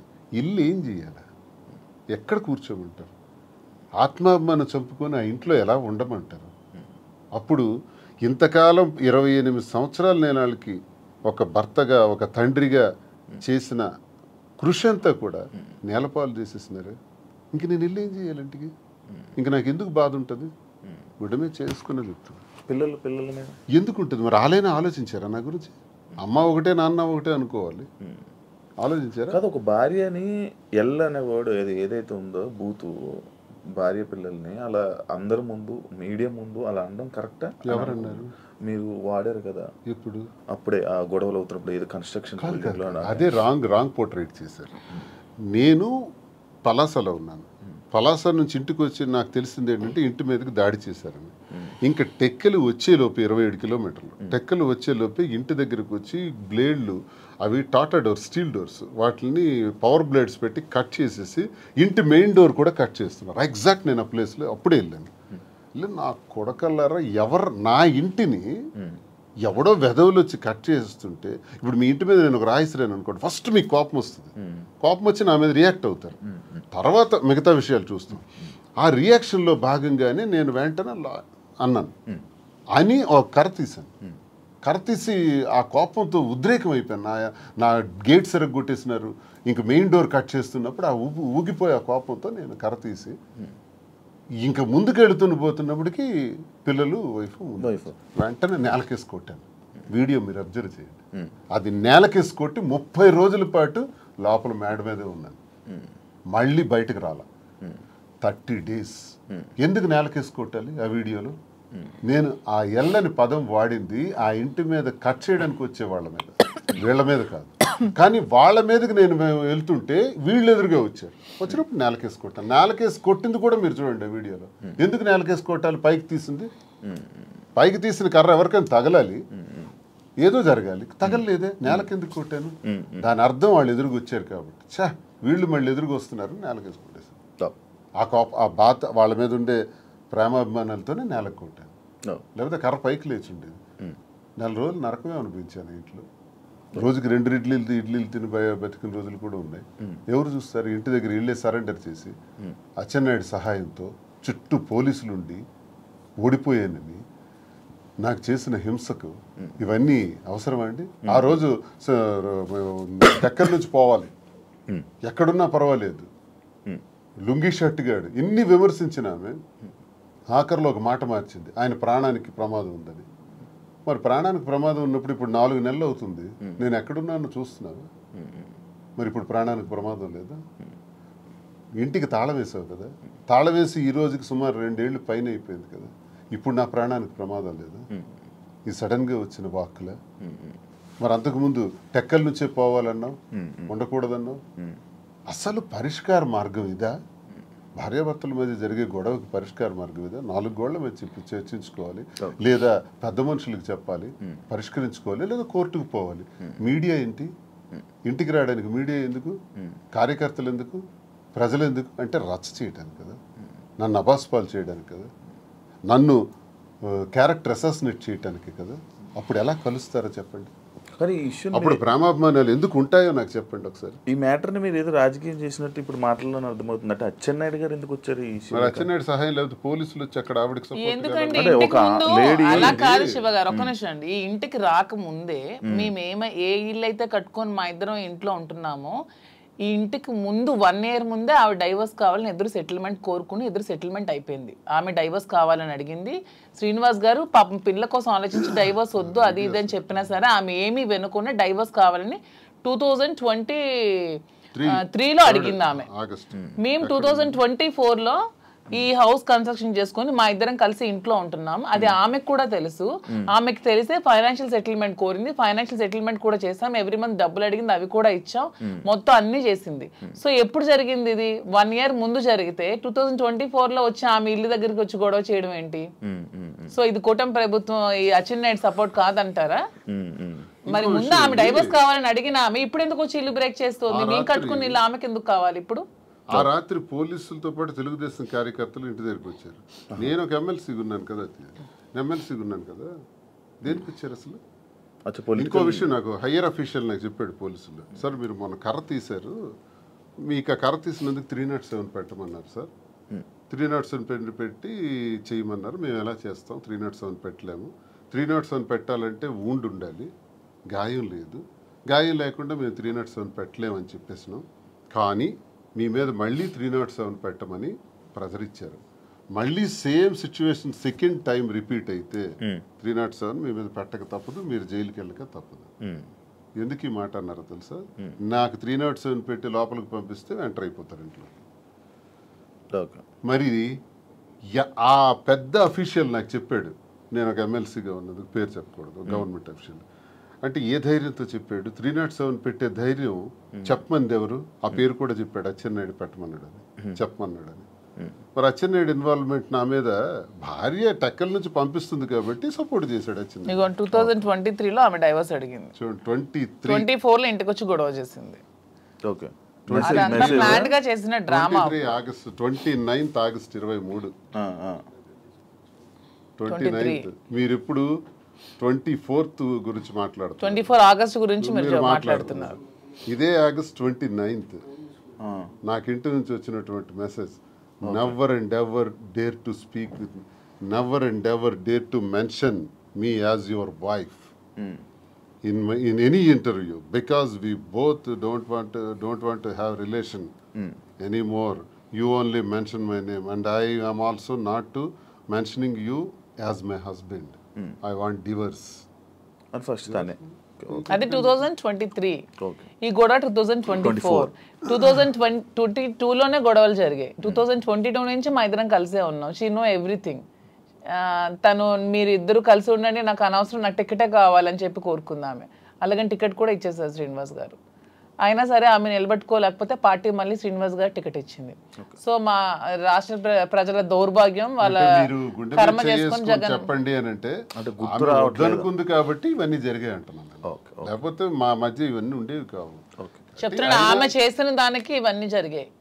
కానీ ఆమె ఏదో ఏడుస్తూ ఉంటే నమ్మేస్తున్నారు జనాలు. వాణి ఏదో నష్టపోయింది అనుకుంటే వాణి షీఈస్ వెరీ వెరీ హ్యాపీ. నన్ను బయటకు పుష్ చేయడం వల్ల షీఈస్ ఫీలింగ్ వెరీ హ్యాపీ. అది చాలా మందికి తెలియదు. ఇప్పుడు వెళ్తారు కదా మీ ఊరు, మీ ఇల్లు కట్టుకున్న ఇంటిదే ఉంటాం. మేము కట్టుకున్న ఇంట్లో ఉంటాం. మీరు కట్టుకున్న ఇంట్లోనే ఉంటున్నాము. హ్యాపీగా ఉన్నారు. వాళ్ళకి నష్టం సార్? వాళ్ళకి ఏముంది? వాళ్ళకి నష్టమే ఉంది. దేనికి లోటు ఉంది? వాళ్ళకి నష్టం ఉంటుంది. అన్ని సెటిల్డ్ కదా. నాకు ప్రాబ్లం ఉంది. ఇప్పుడు నా బండి ఎలా నడపాలి, ఇప్పుడు ఆ పాపకని రెండో పాపకని పెళ్లికి సంబంధించి, ఇప్పుడు నా నష్టపోయిన ఈ 3 పిల్లలకు సంబంధించి ఈ వ్యాపారాలు, ఈ ఒత్తిళ్ళు ఇప్పుడు నాకున్నాయి తప్ప వాళ్ళకే ఉంది. తనకేముంది చెప్పండి? ఆ ముద్దనుకుంటున్నాను, ఫ్రీగా ఉంది. Done, thank you. నేను ఇప్పుడు మీ రాజకీయం మీరు వదిలేసేయండి, మీ బిజినెస్ మ్యాన్ అని కానీ మీరు కూడా రాజకీయం వదిలేసి ఇప్పుడు మీరు 2022లో మీరిద్దరు ప్రేమికులుగా ఎలాగ ఉన్నారు అలానే ఇప్పుడు నా ముందు ఉండండి కాసేపు. ఇప్పుడు ఈ దేని గురించి మనం మాట్లాడట్లేదు. Actually interview February 14th lovers day. మీరు ఇప్పుడు ప్రేమికులే కదా? February 14th ప్రేమికులం కాదు, మేము ప్రతిరోజు ప్రేమికులం. అందుకే ఇప్పుడు కూడా ఈ February 14th వస్తుంది కాబట్టి ఇది February 14th స్పెషల్ కాబట్టి మీకు కొన్ని ఉన్నాయి. అంటే మీకు rose day, teddy day, chocolate day ఇలాంటివి తెలుసా? ఐడియా ఉంది కదా? వ్యాలంటైన్స్ డే గురించి కూడా ఉంది కదా. ఏం సార్ అసలు చాలా మందికి దీని మీద అపోహలు కూడా ఉన్నాయి. 270 క్రీస్తుపూర్వం, బిఫోర్ క్రీస్తు అంటే ఇంచుమించు ఆల్మోస్ట్ 2600-2700 సంవత్సరాల క్రితం రోమ్లో ఒక వ్యాలంటైన్ అని ఒక ప్రవక్త ఉంటాడు. ఓకే. ఆయన ఏం చేశాడంటే కొత్తగా ప్రేమ పాఠాలు, ప్రేమ వివాహాల గురించి చెప్పడం ప్రారంభించాడు. ఆ రోమ్ నగరానికి దేశానికి రాజు అయినటువంటి క్లాడియస్ ఏంటంటే ఇలాంటి ప్రేమ పాఠాలు చెప్తున్నాడు, వీడికి చంపాలి అని కొంచెం కోపం పెంచుకుంటాడు. ఇదే టైంలో క్లాడియస్ కూతురు ఇతను లవ్ చేస్తుంది, ఆయన ప్రేమ పాఠాలు విని, ఎవరిని వ్యాలంటైన్స్. అప్పుడు రాజు ఏమిటంటే ఆయన్ని చంపేస్తాడు, అంటే హ్యాంగ్ చేస్తాడు. అదే February 14th.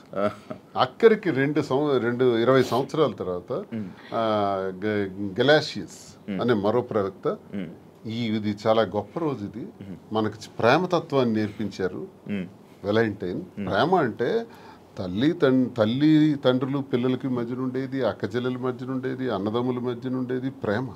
ఆ ప్రేమకు అర్థం ఉంది, ఆ ప్రేమకి రిలేషన్ ఉంది. కానీ స్నేహితుల మధ్య ఉండే ప్రేమ, ఒక ఆడామగ మధ్య ఉండే ప్రేమ, దానికే రిలేషన్ ఉంది. ఆ తత్వం గురించి తెలియజేశాడు ఆ ప్రవక్త వ్యాలంటైన్. కానీ ఆయనకు గురేశారు.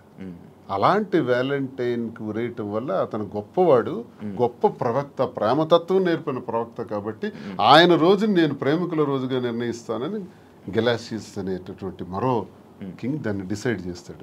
సో ఇప్పుడు వరకు కొన్ని దేశాలు దీన్ని అంగీకరిస్తారు, కొన్ని ప్రాంతాలు వ్యతిరేకిస్తారు, అపోహలు పెట్టుకుంటారు. జరిగిన కథ ఇది. సో దీనివల్ల మనం నేర్చుకోవాల్సింది ఏంటంటే ఈ ప్రేమతత్వాన్ని ప్రతి వ్యక్తిలో కూడా ఉండాలి.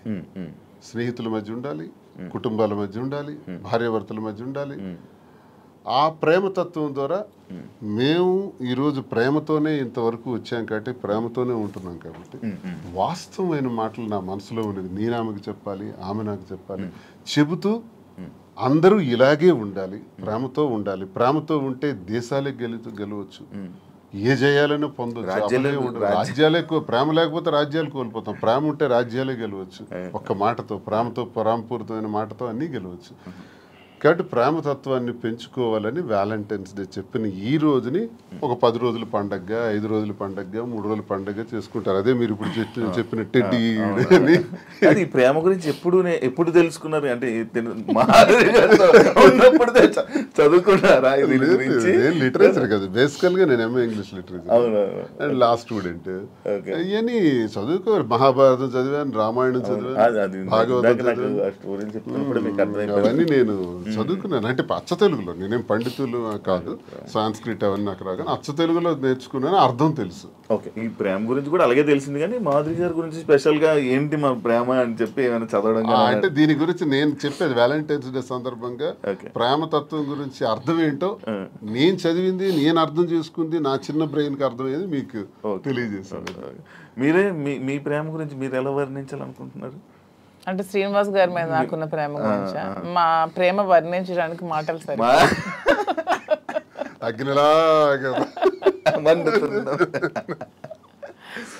ఇప్పుడు నేను ఈ రోజు వరకు ఎప్పుడు నా జీవితంలో వ్యాలంటైన్స్ డేకి ఈ డేస్ ఏవైతే ఉంటాయో అది నాకు ఎక్స్పీరియన్స్ లేదు.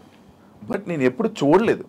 అంటే ఎలా ఇచ్చుకుంటారు, ఎలా మాట్లాడుకుంటారు, నేను ఉండేది అవన్నీ అయిపోయేసారు. కానీ ఇప్పుడైతే ఏం లేదు, ఖాళీ. ప్రేమ ఉండాలి జీవితంలో. దొరకట్లేదు సార్. నేను ప్రేమనిస్తున్నాను.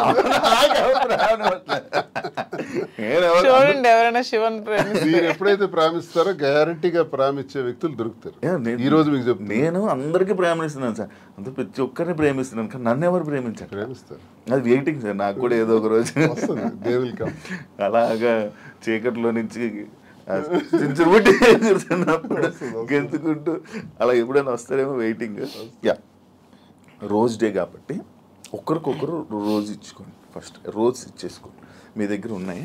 ఇప్పుడు నేను ఈ ఎవ్రీడే ఏదైతే రోజ్ డే ఉందో, propose day, chocolate day, teddy day, promise day, మీలా నేను చూడకుండా చెప్పలేకపోతున్నాను. చూసారా? అంటే అంత ఎక్స్పీరియన్స్ లేదు నాకు. ఇవన్నీ మీరు ఇప్పుడు ఇవన్నీ మీరు చేసుకుంటే నేను చూసి ఆడియన్స్ కూడా చూస్తారు. అండ్ మీ ప్రేమని మీరు ఇప్పుడు ఈ ఇంటర్వ్యూ ద్వారా తెలియజేసుకోండి ఒక్కొక్కరు. ఓకేనా? ఫస్ట్ రోజ్ డే మీ స్టైల్లో మీరు ఇవ్వాలి. మీ స్టైల్ సింపుల్గా ఇచ్చేసుకోవడం కాదు, ఒక ప్రపోజల్. ఓకే, మాకు ఎవరికి సంబంధం లేదు. క్యారెక్టర్లోకి వెళ్ళిపో. Raju, I love you. Thank you. I love you too. Thank you Raju. Rose day బా ఎంత చక్కగా రోజ్ ఎక్స్చేంజ్ చేసుకున్నారో. ప్రపోజ్ చేయండి మంచిగా. నాకు అది కాదు, ఐ లవ్ యూ కాకుండా ఏమైనా చెప్పాలనుకుంటున్నది ఏమైనా ఉందా? ప్రపోజ్ డే రాజా, ప్రేమ అంటే ఒకరికొకరు సుఖంలో సంతోషంలో ఉండడం కాదు, కష్టంలో ఉండడమే అసలైన ప్రేమ అని మా ఇద్దరం చాలామందికి నిరూపించుకున్నాం. సో ఈ ప్రేమ ఇలాగే లైఫ్ లాంగ్ కొనసాగాలని. కష్టాలు అనేవి టెంపరీ, లైఫ్లో అన్నీ వస్తూ ఉంటాయి. సో మన లైఫ్లో కూడా మంచి రోజులు వస్తాయని నమ్ముతున్నాను. సో ఇలాగే మన లైఫ్ లాంగ్ ఇద్దరు ప్రేమిస్తూ ఇలాగే హ్యాపీగా ఉండాలని కోరుకుంటూ ఈ ప్రపోజ్ డే రోజు నీకు ఐ లవ్ యూ చెప్తున్నాను. ఐ లవ్ యూ రాజా. చాలామంది జీవితంలో ఆశయాలు, కోరికలు ఉంటాయి. అవి సాధించాలనుకునేటప్పుడు వచ్చే అవాంతరాల వల్ల అరే నాకు ఇది కాలేదే, నేను అనుకున్నది జరగలేదని వెంటనే ఒక రకమైన డిప్రెషన్లోకి పోయి ఆత్మహత్యలకి, జీవితాలు త్యజించడానికి రెడీ అవుతున్న వాళ్ళ గురించి నేనేం చెప్తున్నానంటే ఈరోజు ప్రేమతో ఏదైనా సాధించవచ్చు, ఎటువంటి విజయాలైనా సాధించవచ్చు. మీరిద్దరం ఇన్ని కష్టాల మధ్య, మాది ఆత్మహత్య సదృశ్యమే, సామాన్యమైన విషయం కాదు. కానీ ఎన్ని కష్టాల మధ్య, ఎన్ని హడిల్స్ మధ్య, ఇన్ని ఇష్యూస్ మధ్య ఎదుర్కొంటూ సమాజంలో మళ్ళీ నిలబడగలుగుతున్నామంటే ప్రేమే కారణం. మన ఇద్దరి తాలూకా ఈ స్నేహం, ఈ ప్రేమ శాశ్వతం. సూపర్. చాక్లెట్ డే అన్ని డేస్ మీతో ఇప్పుడే ఇప్పుడు ఎక్స్పీరియన్స్ అవ్వలేదు కదా మీరు కూడా ఎప్పుడు? యా, చాక్లెట్ డే నాకు హార్ట్. ఇప్పుడు మీ ఇద్దరు ఆ చాక్లెట్ని ఓపెన్ చేసుకొని ఆ హార్ట్ అందులో ఒక చాక్లెట్ ఇద్దరు పంచుకొని షేర్ చేసుకోండి, ఒకరి నోరు ఒకరు తీప్ చేసుకోండి. వ్యాలంటైన్స్ డే సందర్భంగా ఈరోజు chocolate day. Very good. Hot.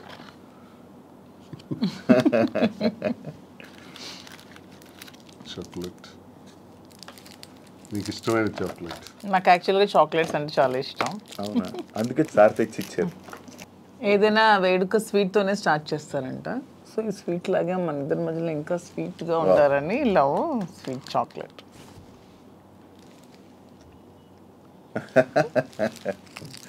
మన ఇంటర్వ్యూ ద్వారా మీకు అన్ని డేస్ అయిపోతున్నాయి. వ్యాలంటైన్ వీక్ అయిపోయింది. ఇప్పుడు టెడ్డీ డే. రాజు,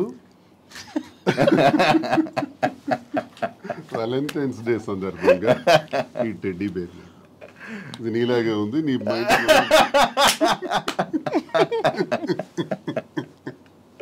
అంటే క్యూట్ ఉందనా?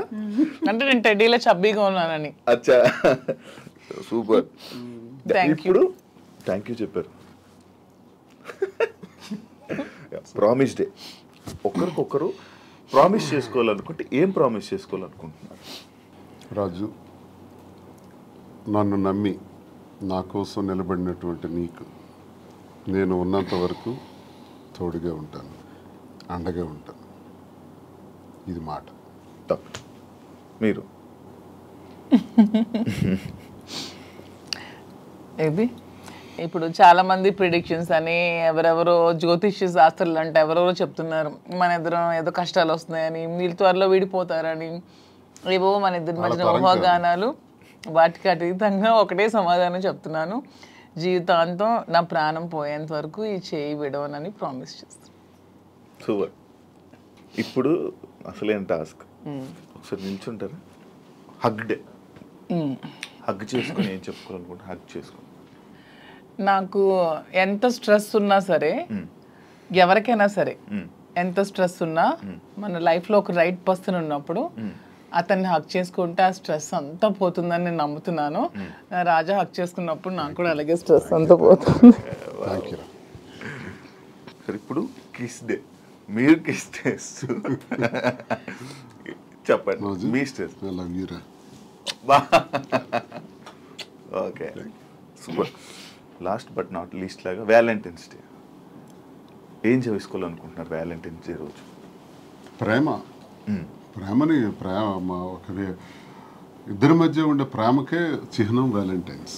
ప్రతి ఒక్కళ్ళు కూడా ప్రేమతత్వంతో ఉండాలని, సంతోషంగా ఉండాలని ఈ వ్యాలంటైన్స్ డే రోజు అందరికీ కూడా నేను కోరుకుంటూ హ్యాపీ వ్యాలంటైన్స్ డే. సూపర్. ఫైనల్గా ఆడియన్స్కి, తెలుగు ప్రేక్షకులకి ఏం చెప్పాలనుకుంటున్నారు? మీ బిజినెసెస్ గురించి కానీ, మీ లైఫ్ గురించి కానీ, మీ జర్నీ గురించి కానీ. మా జర్నీ కోసం అందరికీ తెలుసు, చాలా మంది నా జర్నీ కోసం తెలుసుకున్నారు. నన్ను కూడా ట్రస్ట్ చేశారు కాబట్టి నన్ను కలవాలని చాలా మంది తహతహలాడుతున్నారు. చాలా మంది కూడా అక్క మీ ధైర్యం ఉండుంటే మీ లైఫ్లో చాలా బాగుండేవాళ్ళని, చాలా కోల్పోయామని నాకు చాలా మంది డైరెక్ట్ మెసేజెస్ కూడా పెడుతున్నారు. చాలా మంది నన్ను కలవాలని, వాళ్ళ ప్రాబ్లమ్ షేర్ చేసుకోవాలని చెప్తున్నారు. నేను ఒకటే చెప్దాం అనుకుంటున్నాను, మన నిజంగా మనకు నమ్మి వచ్చిన వాళ్ళకి, ఇప్పుడు శ్రీనివాస్ గారు నన్ను నమ్మారు, నేను శ్రీనివాస్ గారిని నమ్మాను. సో ఎటువంటి కష్టాలు వచ్చినా, ఎటువంటి హడ్డల్స్ వచ్చినా ఇవన్నీ ఫేస్ చేస్తూ లైఫ్ లాంగ్ అలాగే కలిసి ప్రేమతో ఉండాలని నేనైతే అనుకుంటున్నాను. సో అలాగే మేము కూడా అలాగే ఉన్నాం. వ్యాలంటైన్స్ డే సందర్భంగా మాధురి కోరిక మేరకు ఈ ఫ్యాషన్ ఫీల్డ్లోకి ఎంటర్ అవుతున్నటువంటి సందర్భంగా ఆమె ప్రారంభిస్తున్నటువంటి కాంచీపురం ఓకుళ సిల్క్స్ ఈ వ్యాపారంలో అందరూ ఆశీర్వదించాలని, ప్రేమతో ఆమెను కోరినటువంటి కోరికకు నేను కూడా ప్రేమతో పూర్తిగా ఆమెకు సహకరిస్తున్నటువంటి ఈ వ్యాపారం ఉంది. ప్రతి ఒక్కరి ఆశీస్సులు సహకారం ఉండాలని, అందరూ ఆమెకు ఆశీర్వదించాలని, ఈ వ్యాపారం అందరు మనసులకు నచ్చే విధంగా, అందరు మన్ననలు పొందే విధంగా, కస్టమర్ తాలూకా సంతోషం ఒక బాధ్యతగా తీసుకొని తను చేస్తున్నటువంటి వ్యాపారానికి సహకరించాలని ప్రతి ఒక్కరికి మీ ద్వారా. అండ్ మెయిన్లీ కాంచీపురం ఓకుళ సిల్క్స్ మా కోసమే కాదు, మీకోసం కూడా. మీరే మా బ్రాండ్ అంబాసిడర్స్. మీకోసమే నేను పెడుతున్నాను, మీకు దగ్గర అవ్వాలని. మీరందరూ నా షాప్ విజిట్ చేయండి, అప్పుడు మీరే అనుకుంటారు ఎస్ మాధురి మా కోసమే పెట్టిందని. ఆ నమ్మకంతోనే మీరు వెళ్తారని గ్యారంటీ అయితే నేను ఇస్తున్నాను. మార్చి 3వ తారీఖున ప్రారంభం అవుతున్నటువంటి శుభారంభానికి అందరూ రావాలని ప్రతి ఒక్కరిని పేరు పేరున మీ ఐ డ్రీమ్ ఛానల్ ద్వారా అందరికీ కోరుకుంటున్నాను. Thank you so much Srini గారు అండ్ మాధురి గారు ఇంటర్వ్యూ ఇచ్చినందుకు, మీ ప్రేమని మాతో షేర్ చేసుకున్నందుకు, అండ్ మీ విషయాల్ని, మీ పర్సనల్ విషయాలను కూడా మాతో షేర్ చేసుకున్నందుకు thank you so much. And మీరు ఇంకా ఇలానే హ్యాపీగా ఉండాలని, మీరు పెట్టబోతున్న ఈ ఏదైతే బిజినెస్ ఉందో అది కూడా మంచి సక్సెస్ అవ్వాలని మనస్ఫూర్తిగా కోరుకుంటూ, అందరూ ప్రేక్షకులు, అందరూ ఆడియన్స్ మొత్తం ఎవరైతే ఉన్నారో జనాలందరూ వెళ్ళి మీ శారీస్ ఒకసారి చూసి నచ్చితే తీసుకోవాలని మనస్ఫూర్తిగా కోరుకుంటూ thank you so much. Interview చూసారు కదా ఇంటర్వ్యూ. ఇంకొక గెస్ట్తో మళ్ళీ మేము ముందుకు వస్తా. అంతవరకు